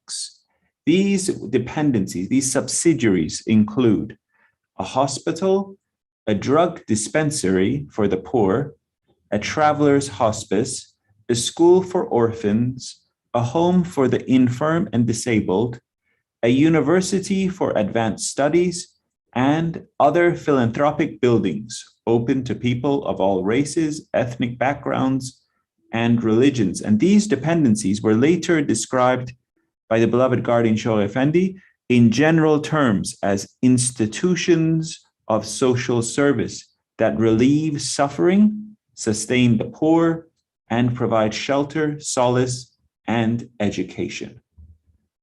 So every house of worship, every Mashal Askar will have these subsidiaries. So one of the goals of the American Baha'i community during the 10-year crusade was to establish a home for the aged as the first dependency of the Wilmette Baha'i House of Worship. And the suitable property was built near the House of Worship, and the home was opened on the February 1st, 1959. And it operated until 2002, when the National Spiritual Assembly found it economically unviable to modernize it to conform to new building codes, and decided to close it, planning to acquire a larger and more modern facility in the future. The building remains in use for a local Baha'i school and regional training center. And as mentioned by dear John, it's used for 19-day feast. So this is a picture of the entrance to the Baha'i home at that time in the 1959. So this was what the Baha'i home looked like in 1959. It's at the intersections of 4th and Greenleaf Avenues in Wilmette. And this is inside. This was the southwest portion of the living room, looking into the garden area. This was the cook's table in the kitchen and a portion of the parlor area inside the home for the aged. And this is a typical single room. This is one of the 16 similar room guests. So there was 16 rooms that were for the home, in the home for the aged. And this is the northeast portion of the living room. And you can even see some elderly friends sitting here by the fire. So that was the Baha'i home for the aged. And now we're going to explore this, the Most Holy Book and the codification of the Kitab Aqdas. So the beloved guardian adopted the codification of the laws and ordinances of the Kitab Aqdas as one of the goals of the 10-year crusade. And he announced this in a message to the Baha'i world dated April 1955. And before I read this, I want you to know what codify means. Codify means to arrange laws or rules as a code, to classify as a system of words used instead of ordinary writing. It's a collection of laws, rules, established social customs. So it's a collection of laws.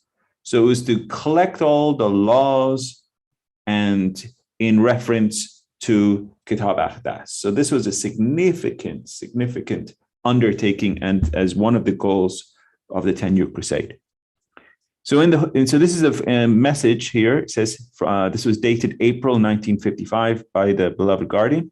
It says, in the Holy Land, the center and pivot around which the institutions of a world-encompassing administrative order revolve, steps have been taken for the preparation of a synopsis and for the codification of the laws of the Most Holy Book, the Kitab Aqdas, the mother book of the Baha'i revelation, as an essential prelude to the eventual translation and publication of its entire text. So this was a preparatory stage in 1955, this letter coming out saying that steps are underway for the codification of the laws of the Most Holy Book, the Kitab Aqdas. So the beloved guardian himself, it's not that he didn't have enough work, but you can see the importance of this undertaking, the importance of doing this. So even the beloved guardian himself started to work on this project, and he left an outline of the synopsis and codification in English, as well as notes in Persian.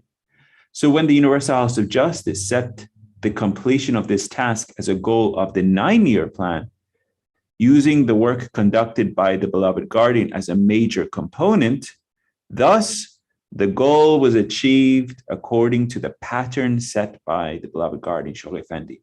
And the synopsis and codification of the Kitab Aqdas was finally published in 1973, as this was one of the goals of the 9-year plan, and it was achieved and published in the last year of the 9-year plan. So this was an incredible undertaking by the Universal House of Justice. So in 1986, the Universal House of Justice decided that the time had come for an English translation of the complete text of the Most Holy Book. So this was another major call. from the Supreme Body, 1986. This was set as a goal of the 6-year plan, so 1986 to 1992. The goals to be achieved at the World Center include publication of a copiously annotated English translation of the Kitab al-Ahdas and related texts. And you can see this beautiful picture on the right. This is an illuminated copy of the Kitab al-Ahdas, and this was commissioned by Abdul Baha himself in 1902. So this is a beautiful illustration of, per se, one of the leaves of the Kitab al-Ahdas. The publication in 1992 of the Kitab al-Ahdas did not necessarily increase the number of laws binding upon Baha'is. Additional laws will become binding when the Universal House of Justice deems it timely to apply them.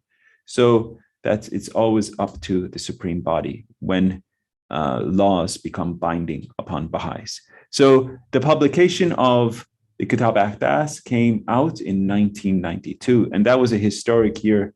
As many of you recall, that was also the centenary year for the passing of Baha'u'llah, 1892, 1992. It was also the year of the Second World Congress. And so that was also the year that the coming of the Kitab al-Ahdas publication came out. So it was incredible achievement. Another one of the future undertakings that the beloved Guardian mentions in the paragraphs under study is the establishment of Baha'i courts. This has not yet been realized. And there are references to Baha'i courts in other writings of Shoghi Effendi. And in the World Order of Baha'u'llah, the beloved Guardian envisages that the day may not be far distant when in certain countries of the East, in which religious communities exercise jurisdiction in matters of personal status, Baha'i assemblies may be called upon to assume the duties and responsibilities devolving upon officially constituted Baha'i courts.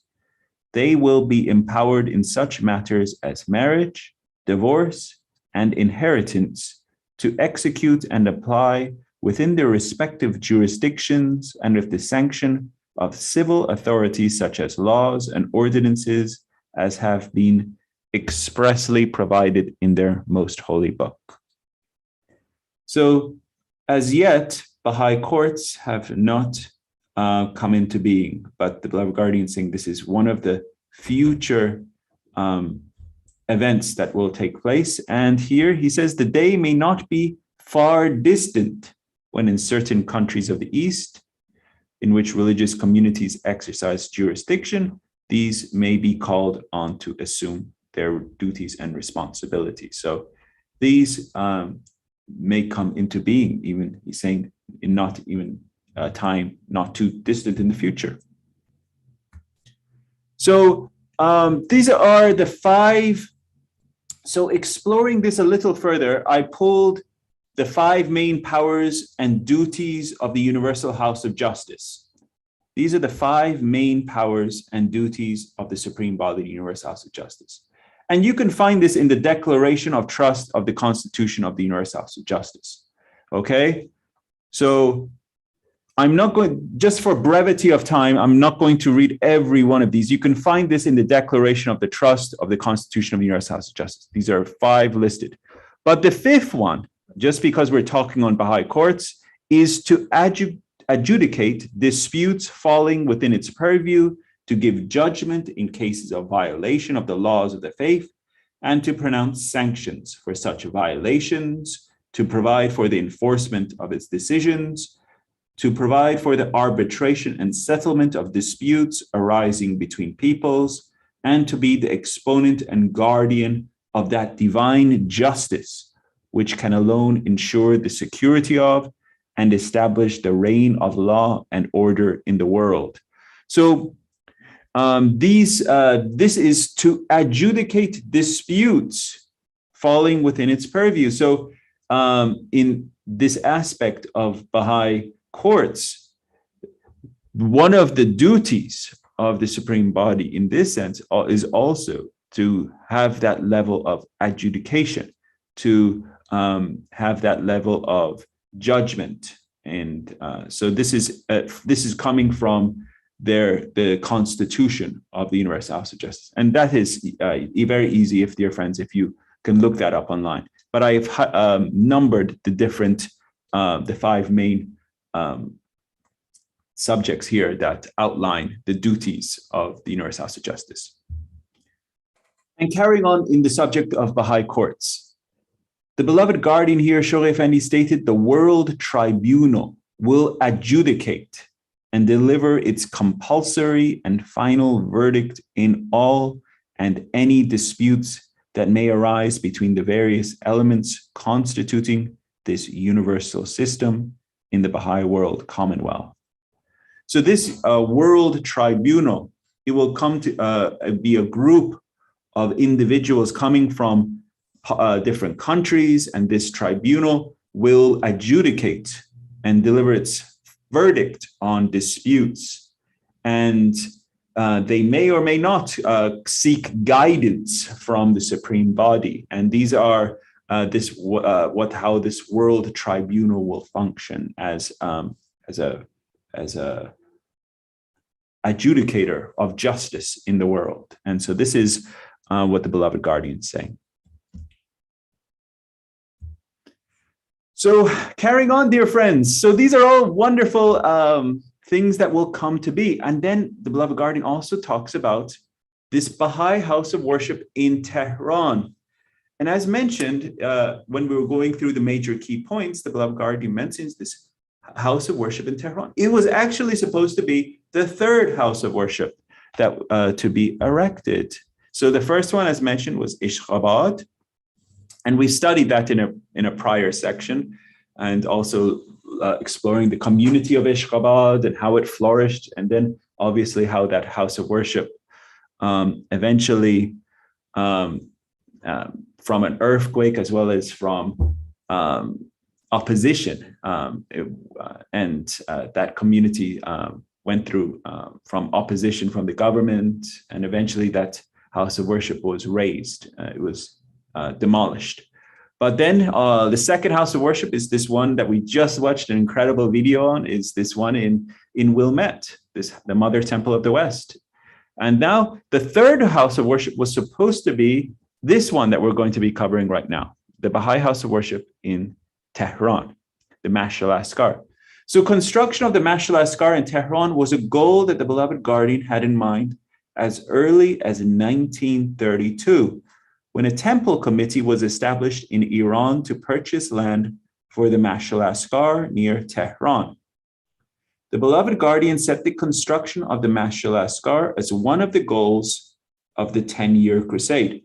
And here you can see this is an early design of the Mash'al Askar in Tehran. And so this was approved. So this is an approved design for the Mash'al Askar in Tehran. Moving on. On May 4th, 1953, I apologize, that's an I, you just can't see it. The beloved guardian Shoghi Effendi announced the area of land purchased on the slopes of the Elborz Mountains. So this entire region, okay, just for your reference, the slopes, in anticipation of the construction of the first Mash'al Askar of Persia, has reached approximately 4 million square meters. So the beloved guardian had instructed this entire region of the slopes, on the slopes of Persia, on the slopes of the Elborz Mountains right here in Tehran. This entire region was already acquired for the house of worship there. This is the approved design for the Mash'al Askar, and this was going to sit right in the center, right over here. And an entire region, 4 million square meters. It's quite large, okay?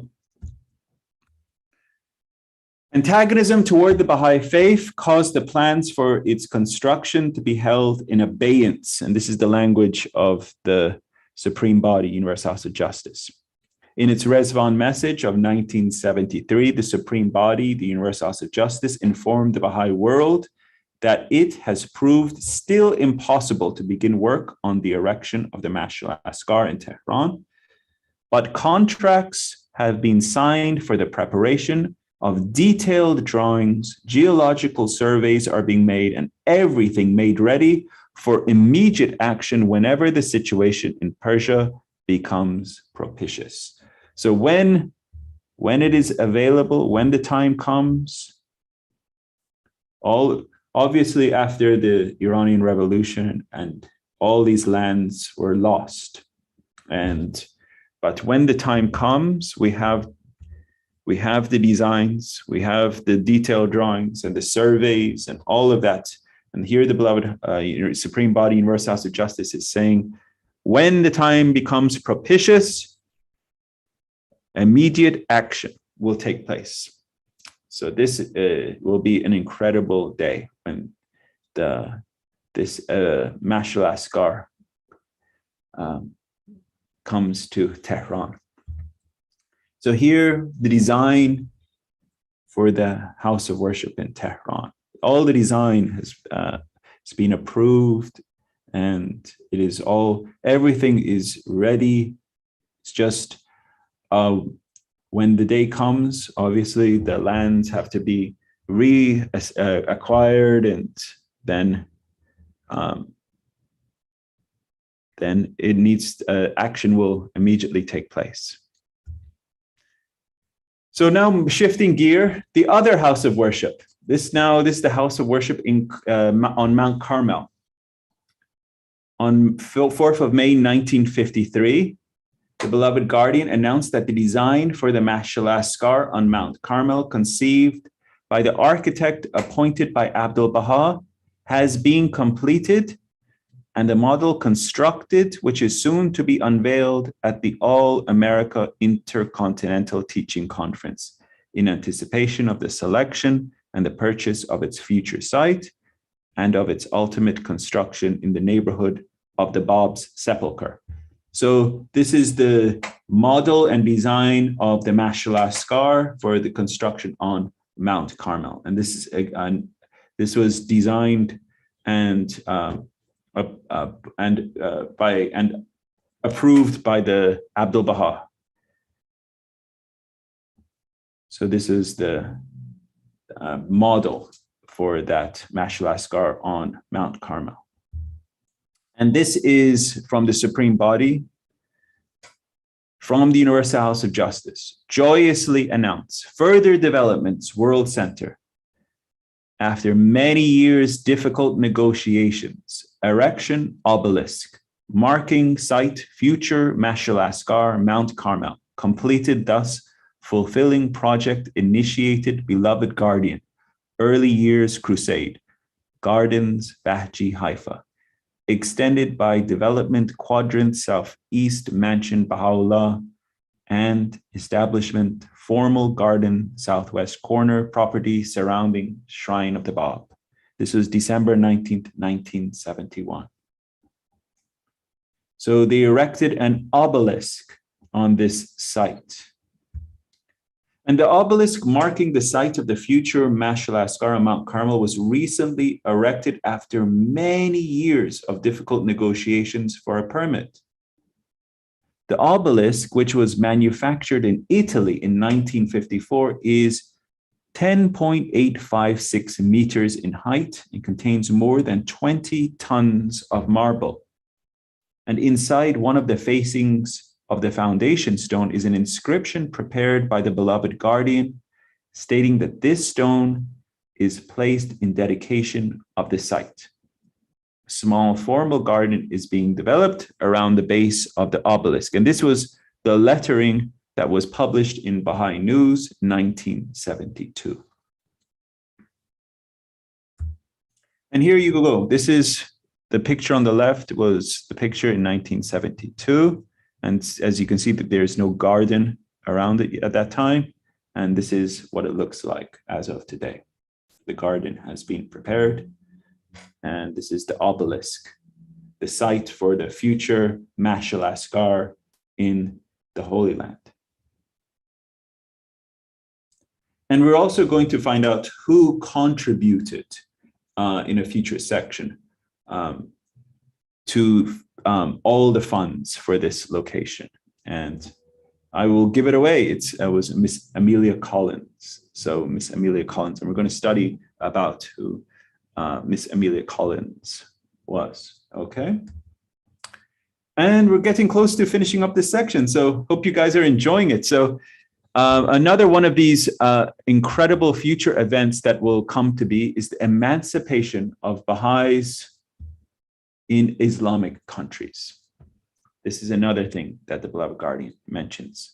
He says, Baha'i communities in Islamic countries are still under various restrictions and constraints. And through the intensity of the persecution varies from one country to another.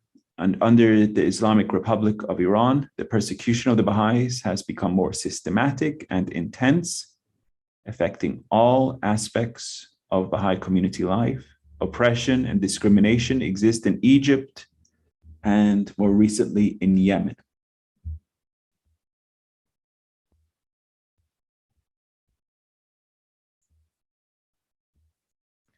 And I just wanted to include some of these slides here, just so the friends understand what it means to be a Baha'i in these countries. In Iran, pursuing an education is a crime. Pursuing an education is a crime if you're a Baha'i. In Iran, teaching music is a crime if you're a Baha'i. And in Iran, even if you're pregnant, you can be imprisoned if you are a Baha'i.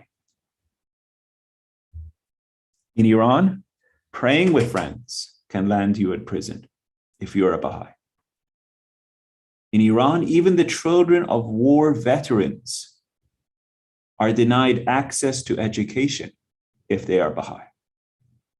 In Iran, top athletes are stripped of all rights if they become Baha'i. In Iran, children are denied the right to burial if they are Baha'i. 1 year in prison is the price you pay for being invited to join a harmless water fight in public park in Iran. A year in prison for just playing with a water gun if you're a Baha'i. In Iran, reporting human rights violations on Facebook can land you in prison if you are Baha'i.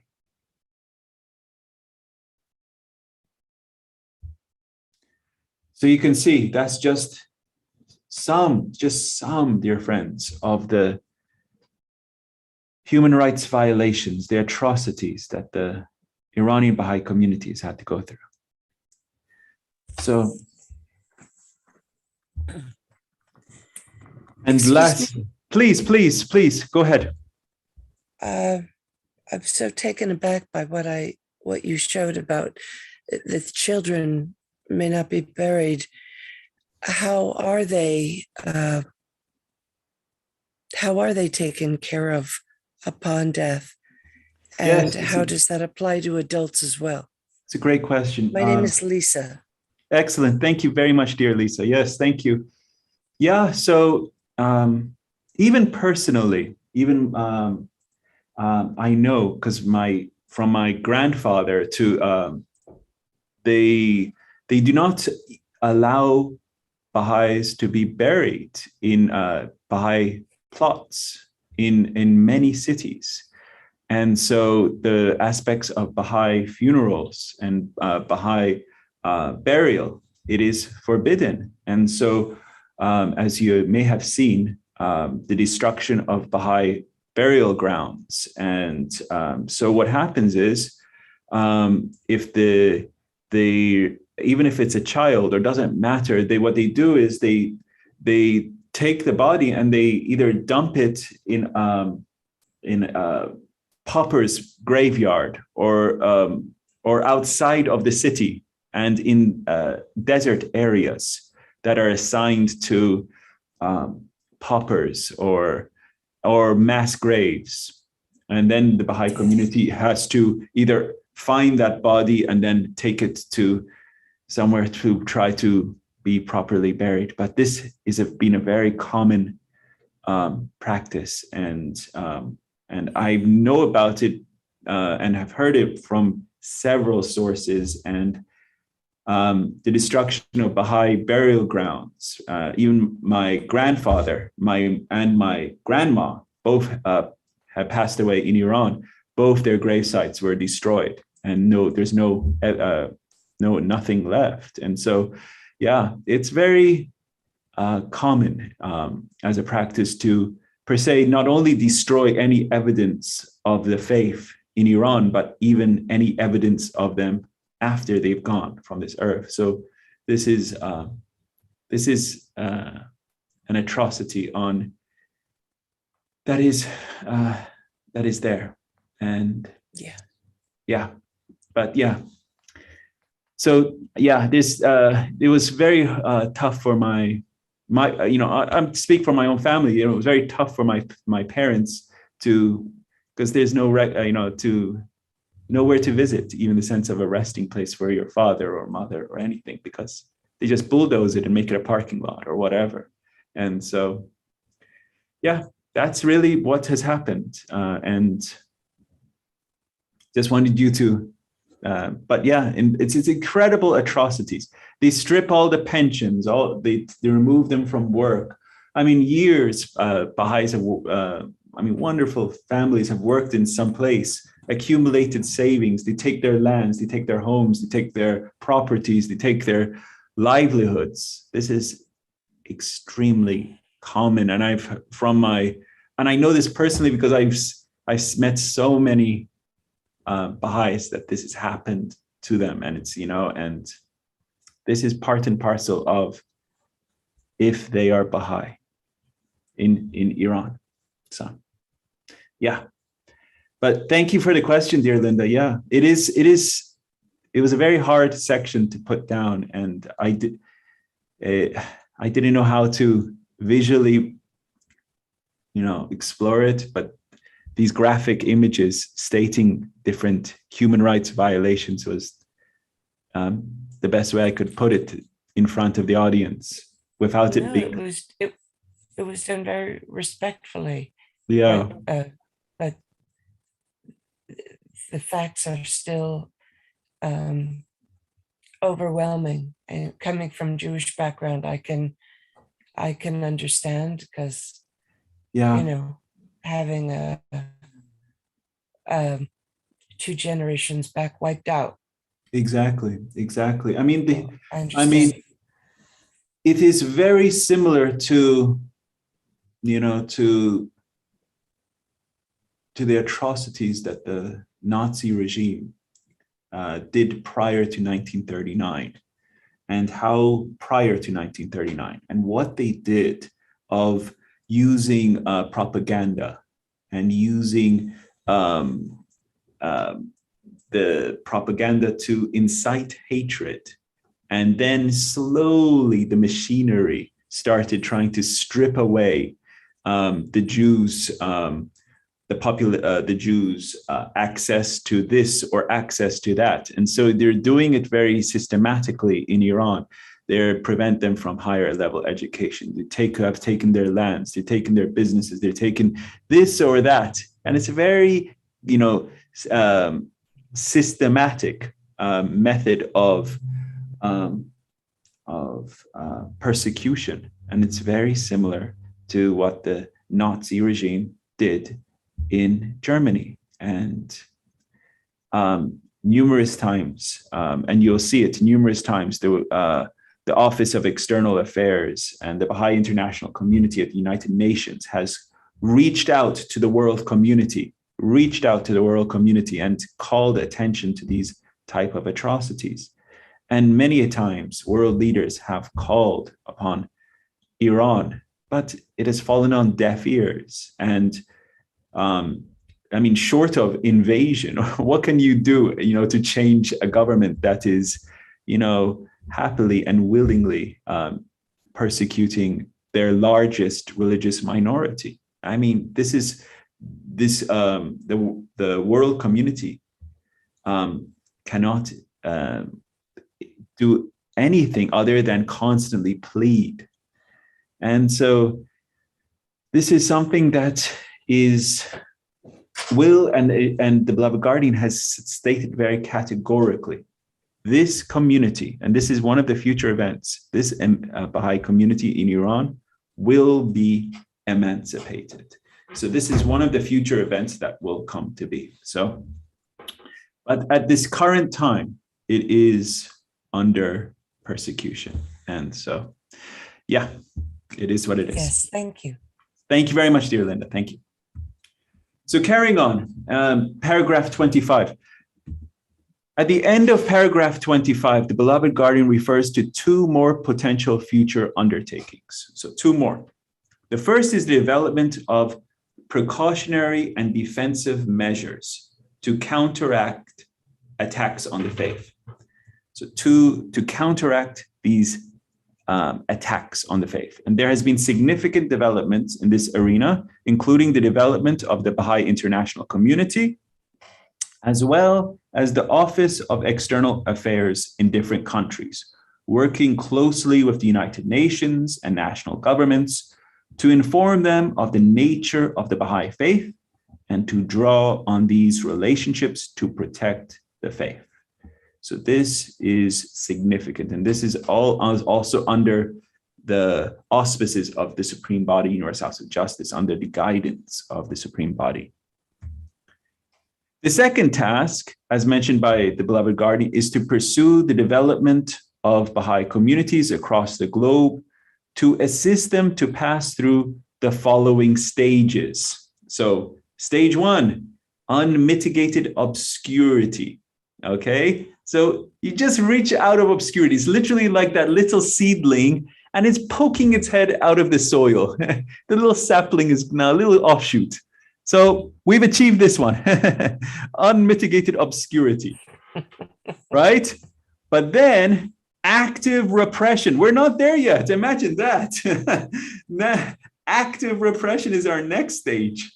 Whew, I'm kind of worried about that one, okay? Then complete emancipation, recognition of the faith as an independent religion, recognition of the faith as the state religion, and emergence of the worldwide Baha'i Commonwealth. And so active repression in the Western countries is very different than the Eastern countries. In the Western countries, it will be from the pulpits. It will be from the all these places that we think are places of God, as they say. They will become places of attack on the faith. They will come and they will openly attack the faith and voice attack on the faith. And this has not happened yet, because the faith, you know, in many parts, it might be unmitigated obscurity, as mentioned in 1986. So it's just poking its tiny head out of the soil. But for the most part, in many parts, if you remember going back to when the clusters were called A cluster, B cluster, C cluster, whatever, in some parts it might be A cluster, but for most of the part it might be C cluster, right? So it just might be, very barely poking up. In some places the head might be out, right? But so in that level, when the faith reaches a level where the head is fully out and it is moving and it is active in the sense, and society is now looking at it and it's like, hey, what is that thing? Why is this taking up my space and it's garnering attention? That's when the greater community will start coming to actively attack the community. And this has not happened yet. So once that happens, the community will go through real tests and real challenges. And remember, the beloved guardian says the tests and challenges is like the fire. It will really bring out the light, and it will really bring the strength of the community, and it will really promulgate the name of Baha'u'llah. Then the faith will reach complete emancipation. And the faith will suddenly shoot up, and it will really, the recognition of the whole community will emerge. And so that's why recognition of the faith as an independent religion will come to be. I mean, for most part, most people in this country, when you say Baha'i, they're like, what? Is that a cult? What is that? You know, most people may not even have heard of it. So, but then all through this repression, the name of Baha'u'llah, the name of the faith will be, they recognize it. That is an independent world faith. And so it will become recognized. So this is all the stages, that evolution that will come to be. Okay, moving on. The independence of this faith is formally recognized in many countries in the globe.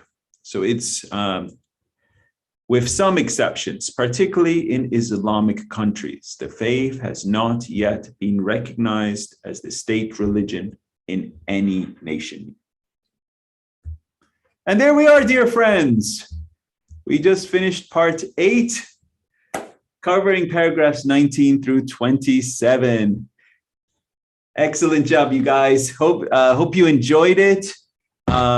Next week, we'll jump into our next section of paragraphs 28 through, I'm not sure exactly, 28 through might be 30 or so.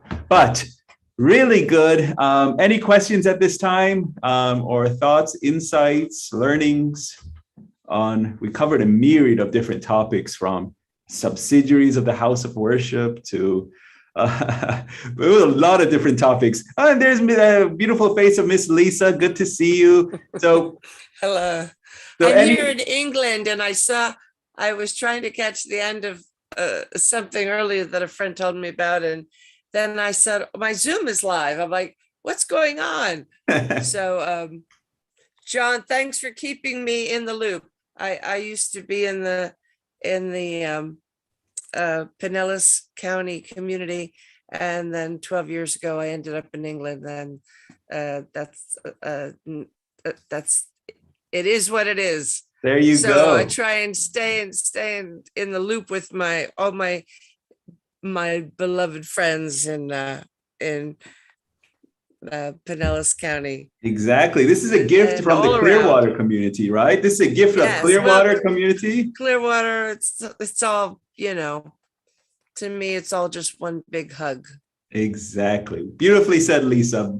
So any questions before we have our closing prayer, or thoughts or insights, or on the paragraphs of study, or anything you liked or thought was pretty cool or insightful in this section?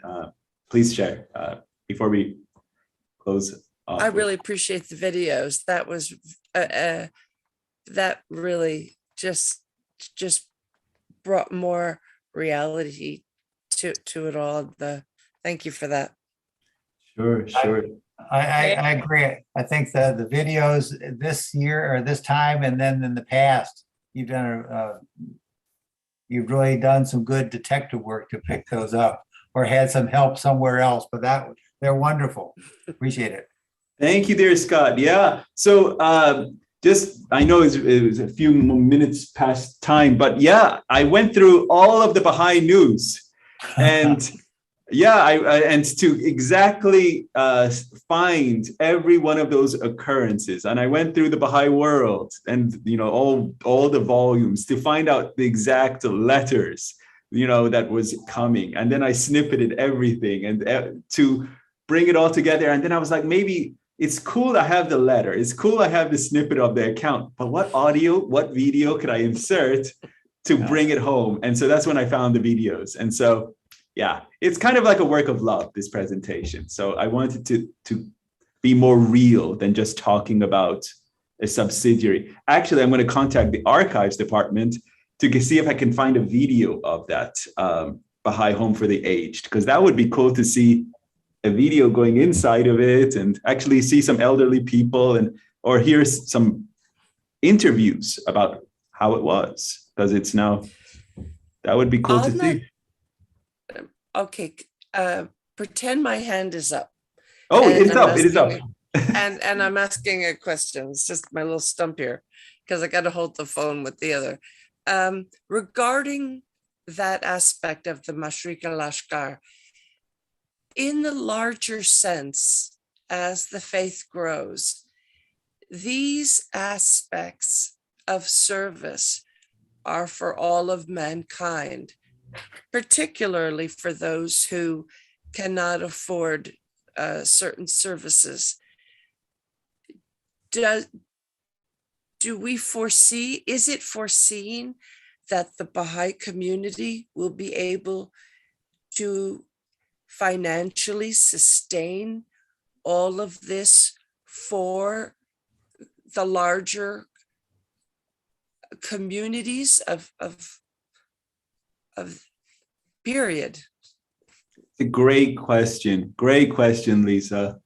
Okay, so think about this question was brought up one time in a study on hukukullah and the law, the Baha'i law of hukukullah, 19%, right? From after your expenses. So after all your expenses, then 19% of that goes to the Supreme Body, the Universal House of Justice, right? And so if right now we're a small band of followers, okay? A small, per se, tribe of loving souls, okay? But think about it, if there was 10 times the number of followers, 100 times the number of followers, okay? And then the 19% on that number, okay? The number is huge, okay, on how much will come. And the Universal House of Justice will use the rule of law for all the services, humanitarian services and projects around the world, okay? But apart from just the Universal House of Justice using that money, there will also be organizations, continuing humanitarian organizations around the world. The development of humanity's spiritual consciousness will continue to be in line with the faith.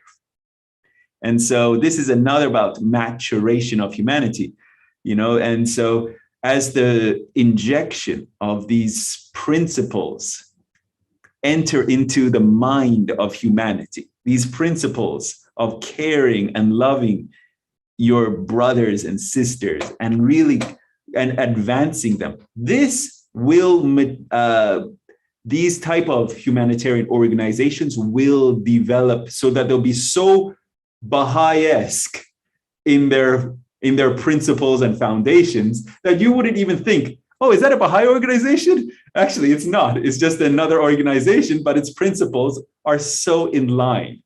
You see what I'm saying? And this is going to become the norm across the world.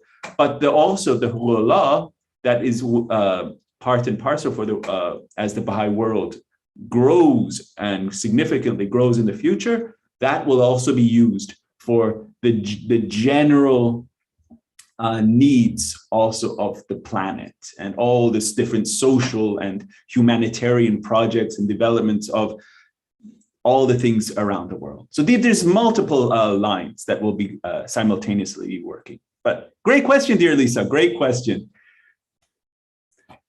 Anything else before we, as we say, close it down? And as always, thank you to Clearwater community. Thank you, dear Jeremiah, John, and let us have our closing prayer. And have a wonderful week, everyone, as always. Thank you.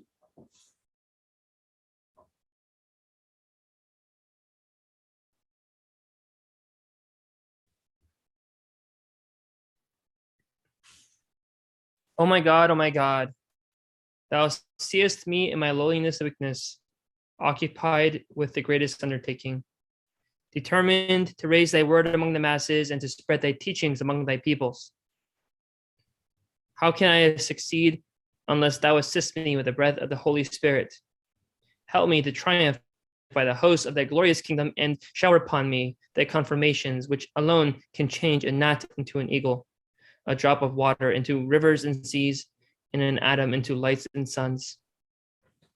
O my Lord, assist me with thy triumphant and effective might, so that my tongue may utter thy praises and attributes among all people, and my soul overflow with the wine of thy love and knowledge. Thou art the omnipotent and the doer of whatsoever thou willest.